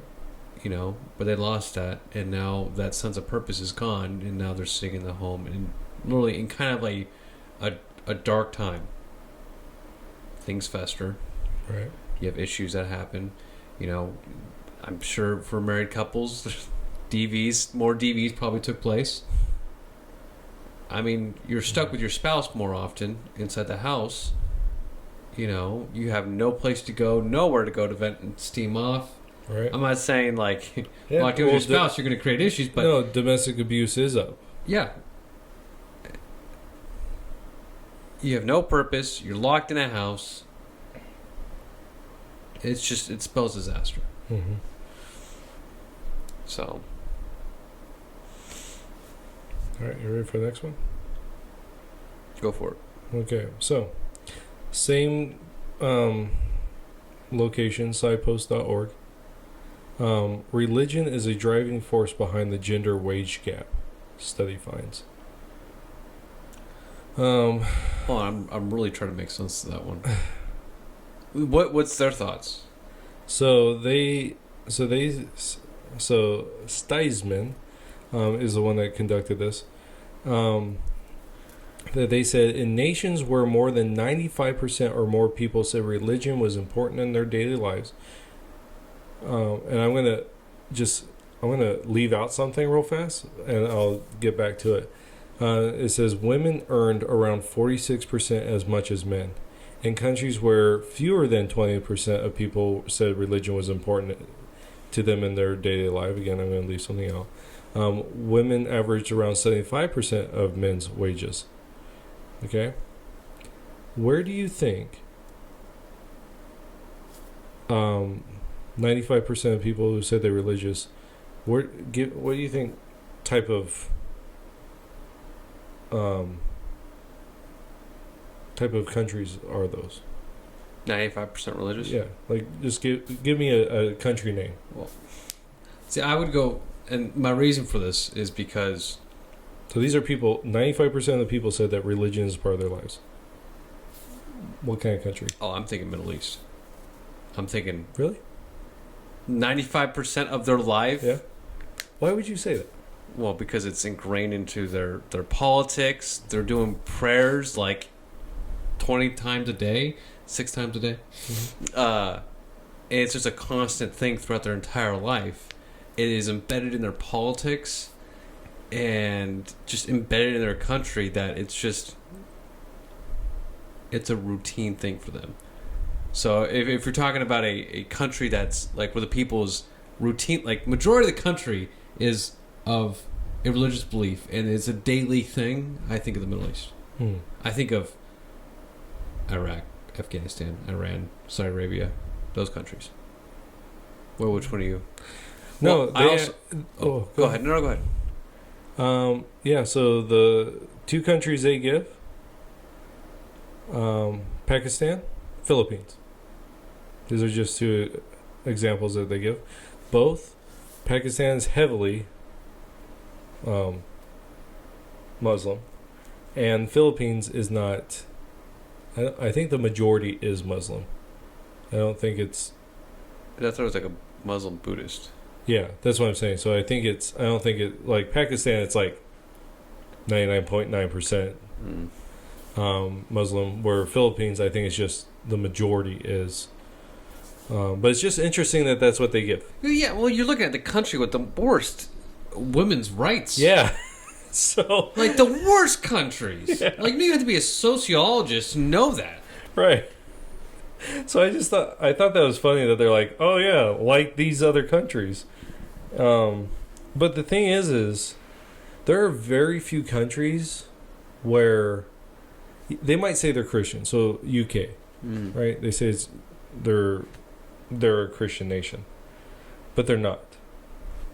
That's just the state religion is Christian, but the United States is more Christian than the UK is. It is truly the United Kingdom truly is a secular nation because their religion and their politics are completely separated. Where in the United States, our religion does flow into our politics. Maybe not as much as I think it should, but you know what I'm saying. Well, it defines our... Yeah, it defines our nation. And so, yeah, but you get a place like this, Pakistan, Well, their specific religious belief dictates the woman's rights, Yeah. which dictates the political side between males and females in the workplace. Right. And you were over in Afghanistan, so you actually saw this in practice. Right? Yeah, women don't get treated nicely in Middle Eastern countries. Yeah. Yeah, so already there's a problem. So it says there's no difference between... What website is this? This is sidepost.org. Oh, I'm sorry, who did the... I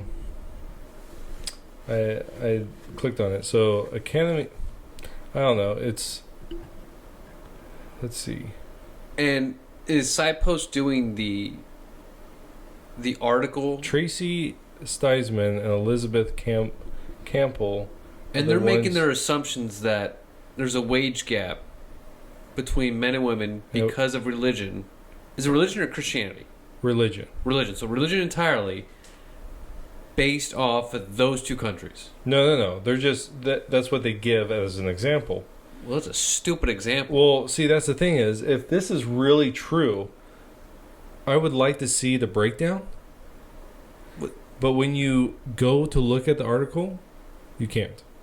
You don't get to see the breakdown. Really? Yeah. Because I want to know, like, okay, so you go into the Middle East.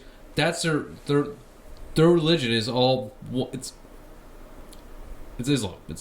Right. So... And what about the Christian countries? Well, see, it doesn't give it. I want to know that. Right. I want to know the Buddhist countries. Yeah. And see, the problem is they say something like this. In countries where fewer than 20% of people said religion was important to them in daily life, and then it gives these... It says women average around 75% of men's wages. Okay.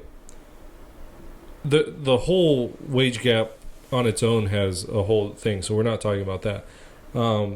They give these... Guess what kind of countries we're talking about? For what? For 20%, countries where fewer than 20% said people said religion was important to them. Women average 75% of men's wages. What kind of place where religion is not important to them? Yeah, not as important. What kind of countries do you think? I would think it's not the U.S. So. No, I'm thinking more of like Russia. It's more of a communist. Okay. A communistic kind of socialistic, where it's like, who cares about it's religion. I think more of an atheistic kind of. Okay. Right. I would say so Russia, North Korea.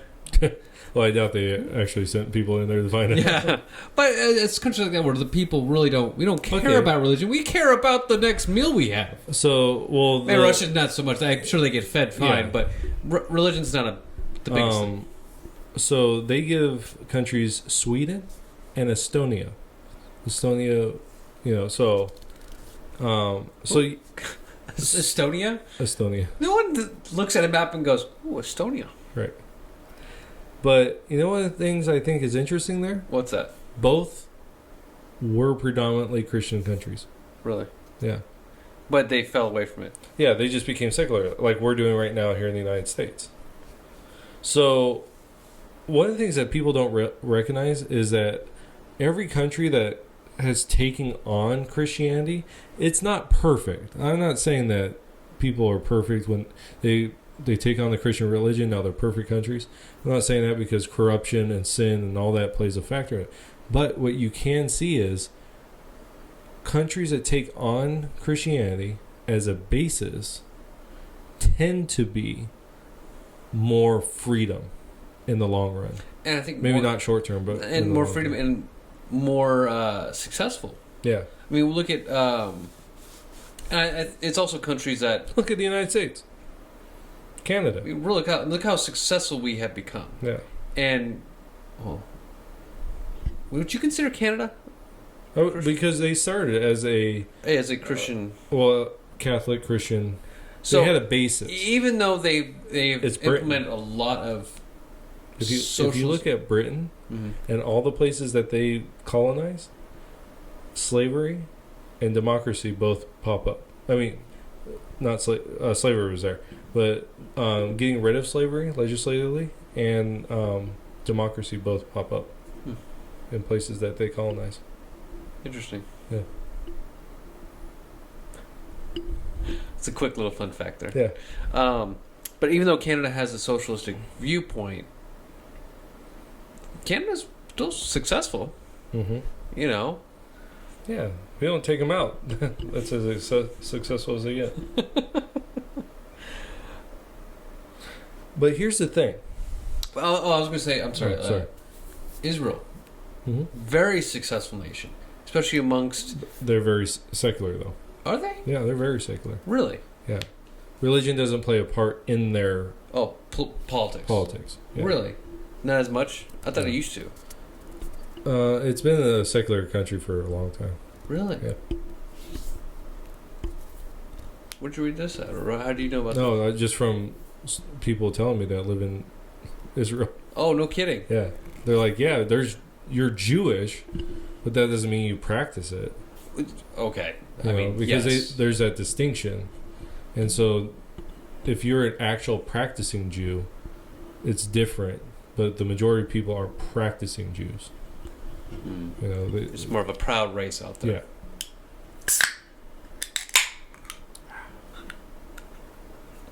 So interesting. But one of the things I want to highlight is this. It says the studies, which included 234 individuals. Hold on, a study was conducted by 234 individuals. Yeah. For this? Yeah. So I can't get the whole actual journal. So how many people do they take from each country? Well, see, that's the thing is, what is it? And how many countries? Under how many religious beliefs? Right. Right. There comes a lot of factors. You can't just... Because different religious beliefs... What if I have a religion that's based after hating women? Then you be Islam. Well, I mean, essentially, you know. Yeah. But that puts a whole damper in all the rest of the religions in the statistics. Mm-hmm.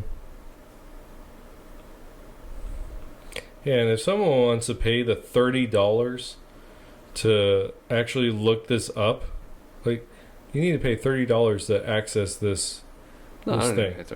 I just looking at the headline, I knew it was going to be stupid. Yeah, well, that's the thing is, so they talk about how at one point, where is it? She says the gender gap is projected to vanish in 28 years in the most secular states, compared with a stunning 109 years in the most religious states in the United States. Now, this is where the whole actual, is there a gender wage gap? And actually there's not. Like, if you actually go through it and you go, okay, a person, so let's say a nurse, right? A nurse, a male nurse and a female nurse, you put them together and there's not much difference. You put them in the same job, same place, there's not much difference in thing. And so that's what you need to talk about when you're talking about, is there a wage gap? Not experience on top of that. Well, experience. Yeah, there's a lot of factors that go into it. So if you have two candidates that are exactly the same, the only thing that's changing is their gender. They're in the same field. Yeah.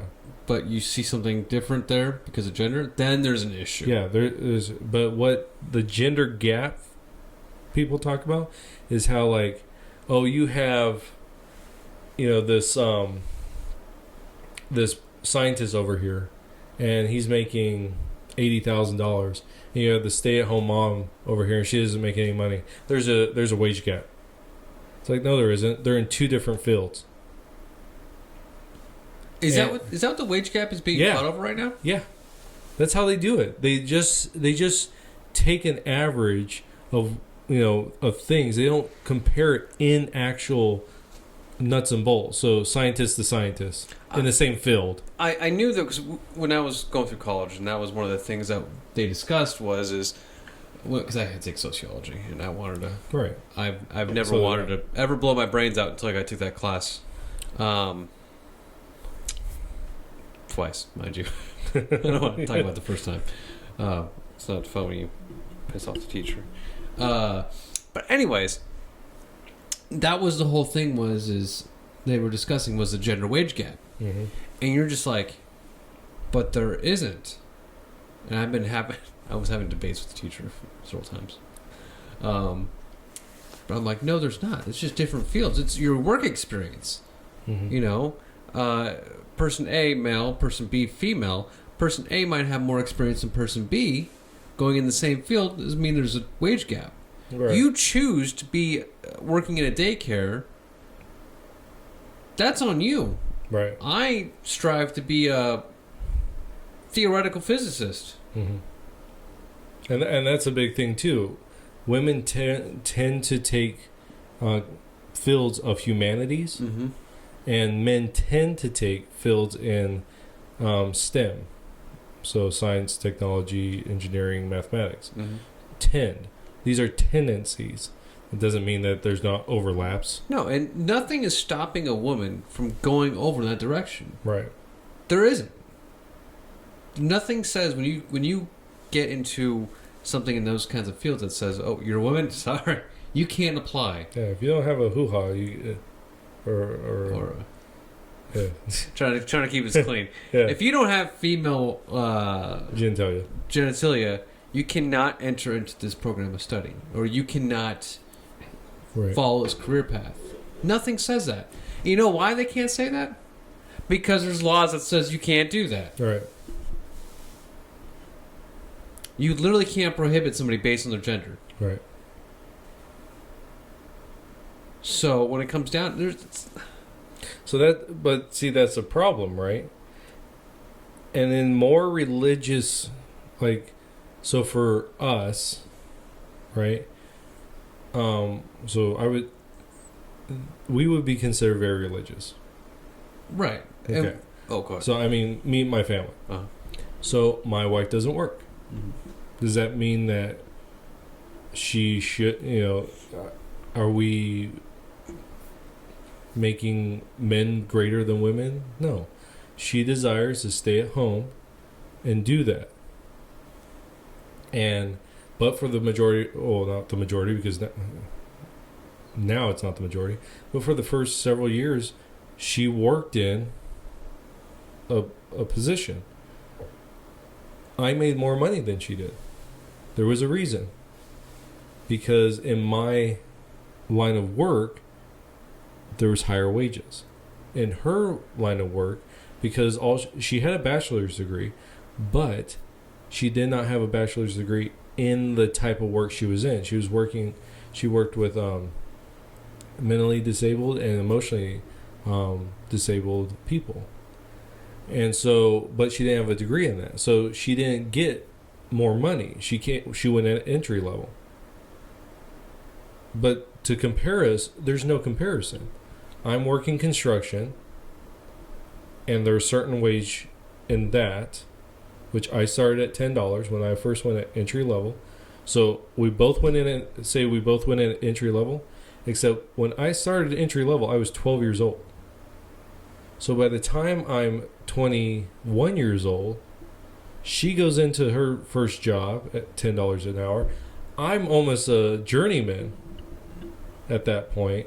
I'm making $22 an hour. I have the experience of almost 10 years in the trade. Not fully, but, working it. And so there you go. That's why. Different trade, different place. It has nothing to do with religion. It was literally, but more religious people tend to be more complementarian in their view of. Well, we focused more on that nuclear family. Right. We focused on that the husband and wife, and one is working and the other one is staying home taking care of the home and the kids. Right. When possible. When possible. If Right. there's no kids and the wife wants to work, so be it. Or you know what? I've seen the role reversed other ways. Sometimes the wife is going to have more of a fit. I wish that's the way it was. Sometimes the wife will have a way better job, and good for her. Yeah, I told Marika if she ever wanted to do it and go for it, I'd be a stay-at-home dad in a second. Shoot. And like I was telling my fiance, I said, go for it. You know, you go be a nurse. You'll be making way more money than I'll be. And I told her, I'm like, well, there's going to come to a point where we're going to want kids. And if you're making way more money, that's going to be paying the bills. Who's going to stay home and take care of the kids? Right. I mean, granted, I'm not used to that idea, but someone's got to, though. Heck yeah. And we need the money, especially for nursing. Not bad. I mean, it's 100,000 usually, maybe Yeah. 90, 100,000 a year. Yeah, we're not going to drop your salary for my, like, 50, 40, just so you can take care of the kids. No. You're going to keep your salary. I'll watch the kids all day. Heck yeah. Yeah. You go be successful. You go do what you need to do. You go, girl. Yeah, you go, girl. But I think that's the issue, that people look at the religious side and they go, you just don't want to see women successful. Right. And it's like, no, we want to see women successful. But there comes to a point, though, where it's like, you got to decide on who's going to take the responsibility of taking care of the house. Right. Do you really want to shove your kid in daycare all day? Not seeing mommy and daddy?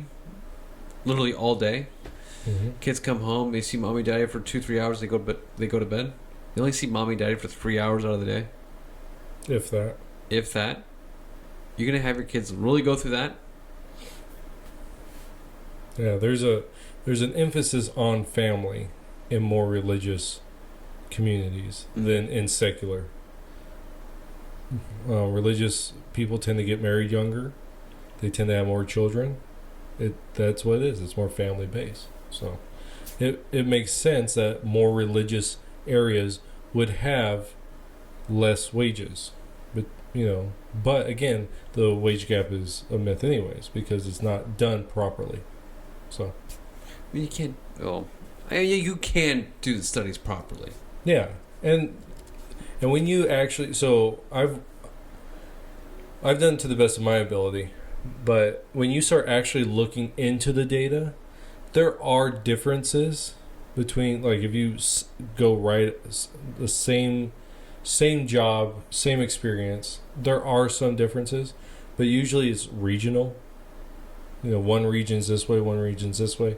It's like teachers, right? You're not going to pay a teacher the same amount in our town as you would necessarily in a different town. Oh yeah, our districts are so much different. Yeah, they're different. California's way different. Yeah, Than... in fact, a couple of years ago, when the whole Red for Ed thing happened in California or in Arizona, people were saying, here locally, our teachers could go over to California and get $10,000 more. It's like, yeah, but it's California. Everything increases. Your food's going to increase. Your living increases. So that $10,000 gets eaten up real quick when you're paying $1.50 more in gas. You're paying almost double for your house. I mean, when I was living in California, for a 2-bedroom, 1-bath apartment was about $900. That same apartment right now is going for like $2,000. Mm-hmm. Like, that's a huge difference. And so my wages would have had to go up to meet that. It's just the way it is. So that's actually one of the reasons why my parents moved out of the city to a rural area, so they could have enough money to actually pay for things. Because if they continued to live in the city, everything was going up. So there's those things as well. So regionally, there's factors in it too. So, All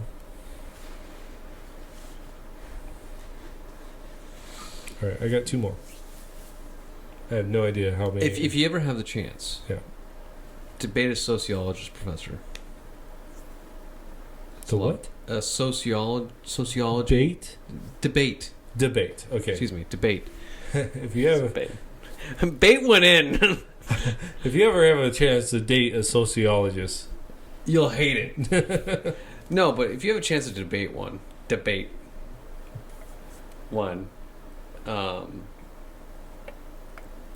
they won't like you.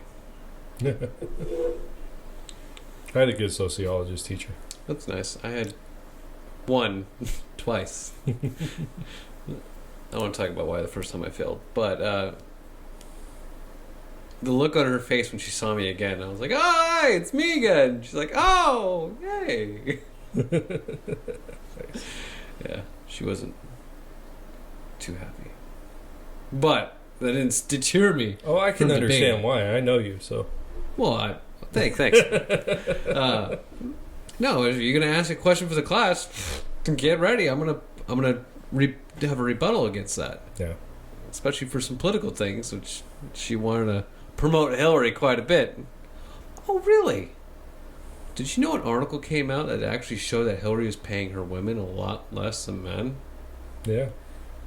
Not a lot less. It was like 20 cents. Yeah, less. it was less.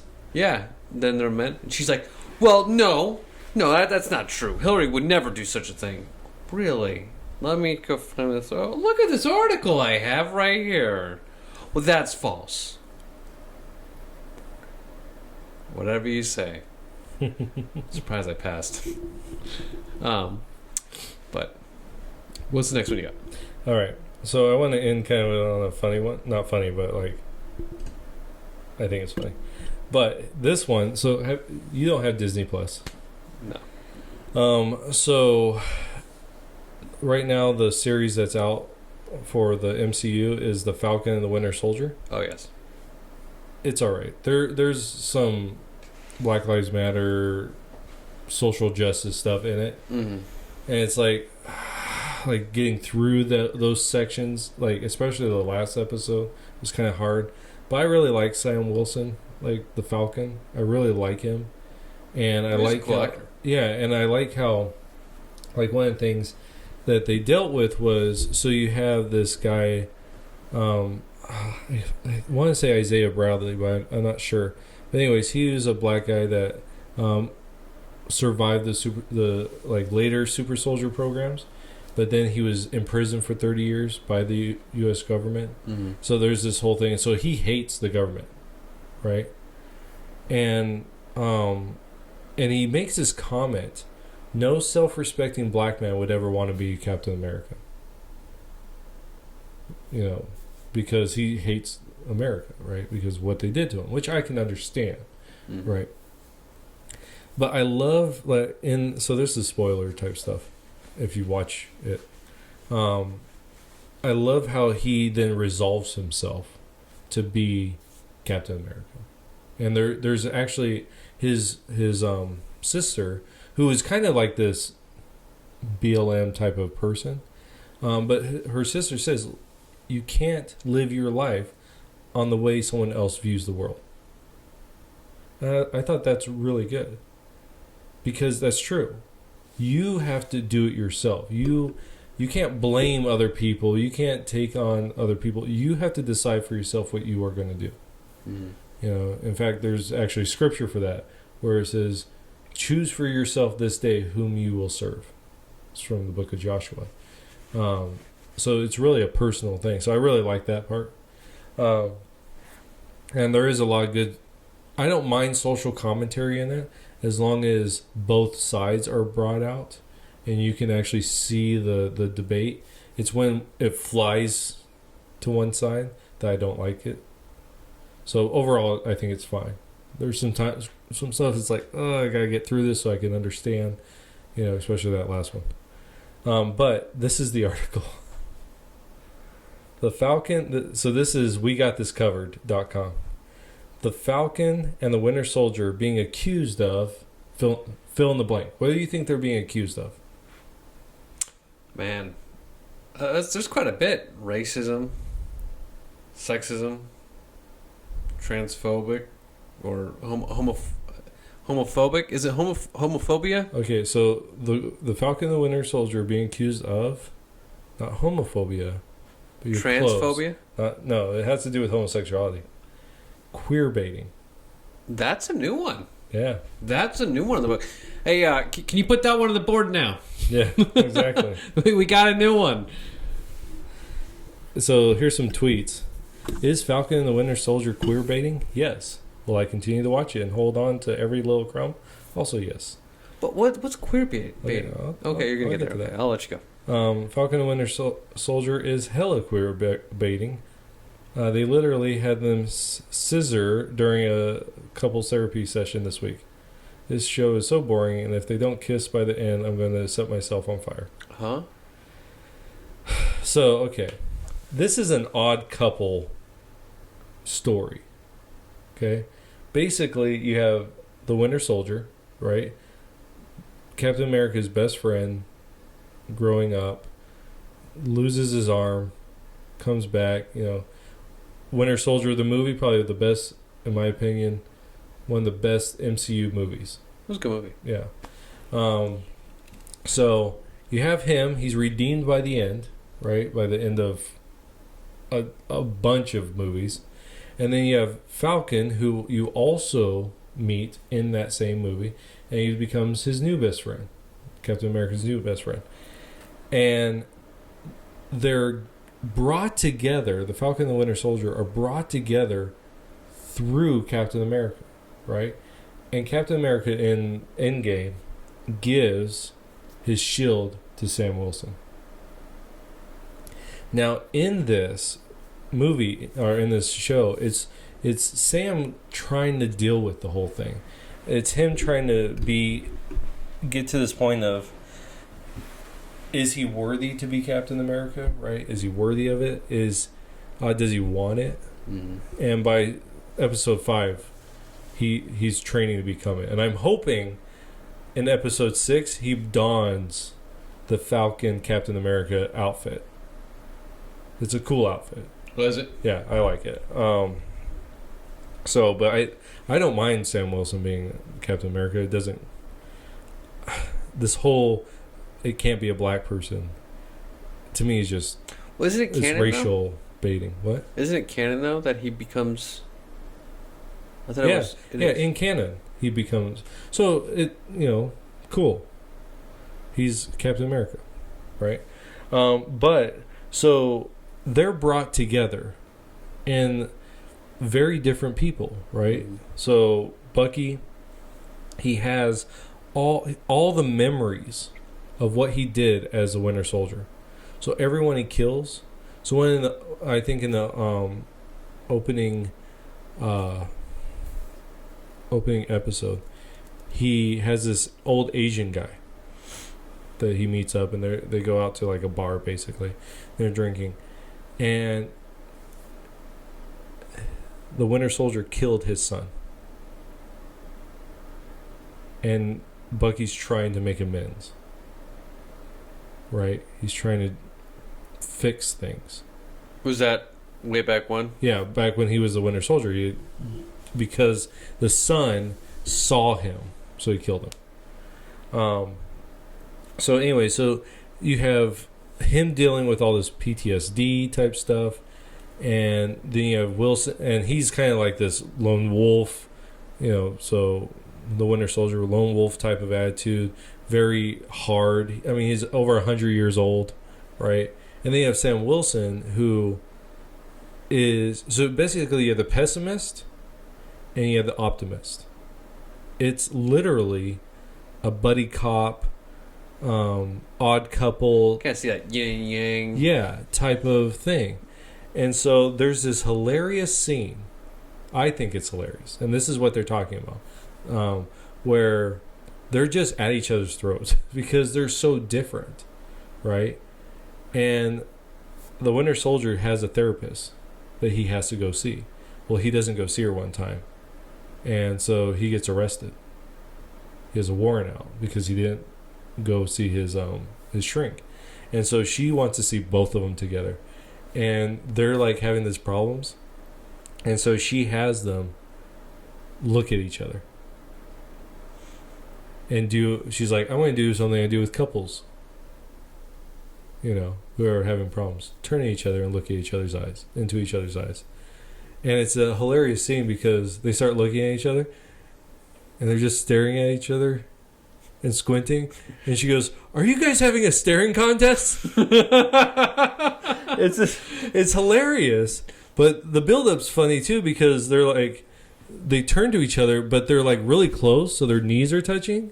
He's like, "This is really awkward." She's like, "You need to get closer." They're like, so they put each other, like one knee into each other's crotch to get closer, and it's just this really awkward, but it's hilarious because it's the comedy that this odd couple is there. So people are like, "Oh, they're queer baiting. They're showing us that they have this like sexual tension." It's like, that's not there. You can. This is the problem. Men can't be friends with men without being homosexual. It's just like a man can't be friends with a woman, Right. unless there's like some kind of there's something going on there, Right. and it's like no, there isn't. Right. You know. Yeah. So that's Like, no bros, you know. right. No. Yeah. So that's the problem. But the same thing was done between him and We Captain probably should America. stop meeting like this. Yeah, we probably won't should. be queer baiting. Yeah. I don't want you all to think we're homosexual or just. It was just two guys being friends. Yeah. You know, that means they're fishing buddy. You know, everyone go to the lake, go fishing and stuff. Look, man, we got to be in separate rowboats. Don't look at me. You know, if we're in the same rowboat together, it's going to look like we're queer baiting, and we can't have that. Right. Our fishing poles cannot be touching. They can't be on the same side of the boat. You get on the left side, I'll get on the right side of the boat. Yeah. You know, we don't want to give people the wrong view right now. Right. Yeah, you can't be good buddies. You can't. You know. You can't be like, this guy's my best friend. What are you guys, gay? Yeah. I know, and it plays into that whole men can't be emotional, right? So men, you can't be emotional. And if you are, you're gay. And it's like, men, you have to be the loner. If you're not, you're gay. And it's like, that right there is toxic masculinity. That's when you get into it. You tell the guy, look, you have to be emotionally distant. You have to do it. And if you're not, you must be gay. Mm-hmm. That's toxic masculinity. Because now a guy's going to become that. He's going to be socially distant. Social distant. He's going to be emotionally distant. Those types of men are the problem. Because now they can't deal with things. They can't be loving towards their children. They can't function in society properly. These are the men that they treat women as objects. Sex becomes a game. Sex becomes a conquering thing. Because they can't have that emotional connection. Because they're gay. Right? And so that's a problem. And so these people are playing I'm sure these types of people are the same people that would decry toxic masculinity. Yet by saying this, not allowing men to actually have close relationships with other men that are, weird, right? They become toxic because of that. Mm-hmm. So, okay, you ready for the last one? I'm ready for the last one. Okay, I thought this was funny. I saw this today.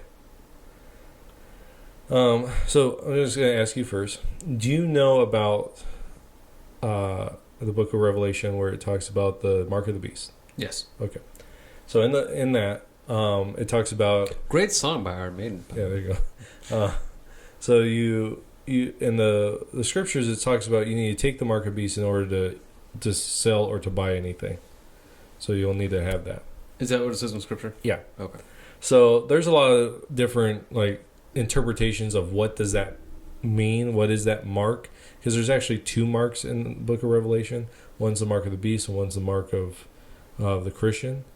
And so there's two marks, and so I have a different opinion about what those marks are, but anyways. So there's a lot of interpretation of what that is. Some people, like when credit cards first came out, Visa. So people say that Visa is the mark of the beast when that came out, because V, I are Roman numerals for 6, and then it's S is the first letter of 6, and then it's like SA or something is another 6, so Visa, right? So anyways, I hate when that. Yeah. So but there's other things like one person said monster drinks were the mark of the beast. Oh, because in Hebrew, yeah, the slashes. It's like 6 for each number. Yeah. But most people say it's going to be a computer chip or a barcode on your hand or forehead, because that's where the you just go was boop. So buy things. I've just, I don't know why these articles pop up on my feed. Amazon to bring pay by palm technology to Whole Foods. So what you do is you go in and you scan your palm at the grocery store, and you connect your credit cards to your palm scan, and that's how you pay. Like a wrist thing? No, like it's like literally gonna be in your your palm. No, it's not anything. It's just your palm, and it scans scans your palm, right? It scans it, and it connects to your credit card, and that's how you pay. Why would the banking information have my fingerprints? No. So you but what would be on my palm then? Nothing. It's just it reads your palm. So you put your palm on the scanner. It scans your palm like a fingerprint. Right. And then you connect your credit card to your palm, so that you can go into any Whole Foods or any Amazon where this is taken and just scan your palm. That would be the only legit palm reader ever. It's crazy. Did you get that joke though? Please tell me you got that joke. Okay. Yeah. I thought it was funny. Which, did you go with us when we went to Disneyland years ago? No. Oh yeah, that's right. I don't want to talk about that. Oh dang, yeah. Sorry, I didn't mean to bring that up. Anyways, while we were there, man, I hate you for that. I forgot. Well, how would you forget? Because I don't live your life. I almost died that day. Did. Screwed everything up. Anyways, you shouldn't have been dating that girl. She wasn't. I wasn't dating her. Oh, Josh shouldn't date. No, I was. Shouldn't be going after those girls. No. Anyways, I was going for her, but anyways. So we were driving to Disneyland. So we stayed the night, and then the next day we were driving up. And the funniest thing, it was a palm reader, right? Person palm reader. And their cool cover, their carport, had fallen onto their car. And I'm like, I guess they didn't see that one. I'm like, man, I wish back then we had cameras on, like phone cameras, because it wasn't that technology yet. And I'm like, oh man, if I would have had that, I could have used it as a meme. What a great meme. Mm-hmm. But anyways, I had no idea what it was that. Oh, because of the palm reader. Palm, yeah. So they're going to be putting, nothing. So, but no, how do you feel about? Here's the scanner, right? You just put your hand like this, and it scans it. You don't. It's not even like putting it. But on. so it's not just palm then. Well, I don't know. It just says the palm. Okay, so would you want all your credit card information? Oh no. On your hand like that? No. Yeah, no. Because like even the article goes into it. They're like, it's really shady stuff, like super easy to hack. I guess like this stuff is super easy to hack. So, I mean, on a tech side, you're like, that's pretty cool. But at the same time, you're like, the ability to do that. Right. But what happens if I get massive scarring? Like, I get caught in a fire and I just lost my entire, what happens if I have no hands? What are you going to scan now? Forehead. I don't want my forehead. Yeah, Mark of the beast.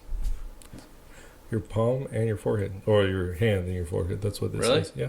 would it be like, just you can scan this this head.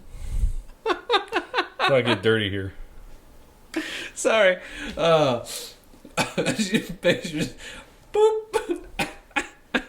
Sorry. I couldn't stop. I had to make that joke. So what do you think the mark of the beast is going to be? But I think that's too obvious. No, I don't think it's necessarily going to be an actual physical mark, but rather because it's in like the other mark that's there is the mark of Christ, like it's the mark of true someone's name in the book of life.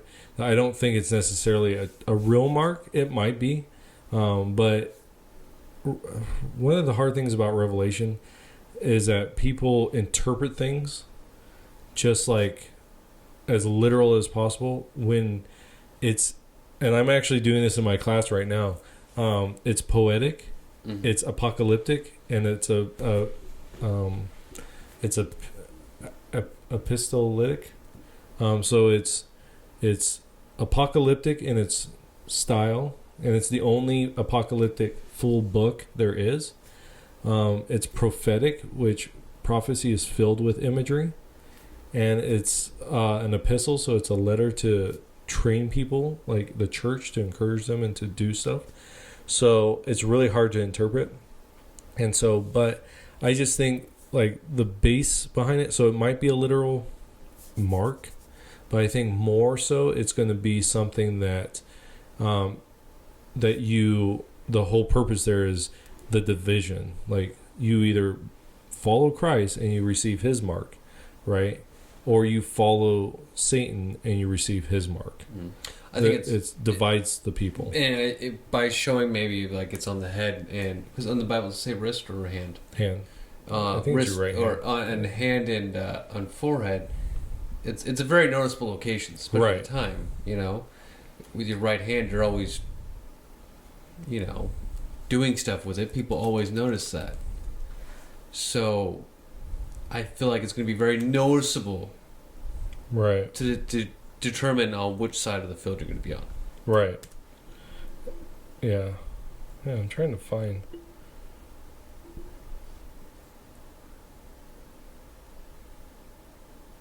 Yeah, and there's also a problem with what it will be and all this stuff. So yeah. Anyways, so yeah, I just thought that was funny. Like, it's the mark of the beast. So. It's funny seeing people jump to conclusions like that. Yeah. When somebody showed me that monster video, I'm just like, you gotta be kidding me. Yeah. Like, maybe the CEO had the idea of that, but I'm pretty sure he didn't, because I'm pretty sure like no one's like, let's look up Hebrew numbers 6. Looks like a monster claw. Right. We'll definitely take that. 3 of them. 666. It's perfect. Yeah, so right hands. Yeah. Was that? Right hand. Oh, right hand. Right hand and forehead. Oh, for Revelation, you said? Yeah. So, anyways. So that's it. That's all I have. I wish I could just know what it's going to be like. Yeah.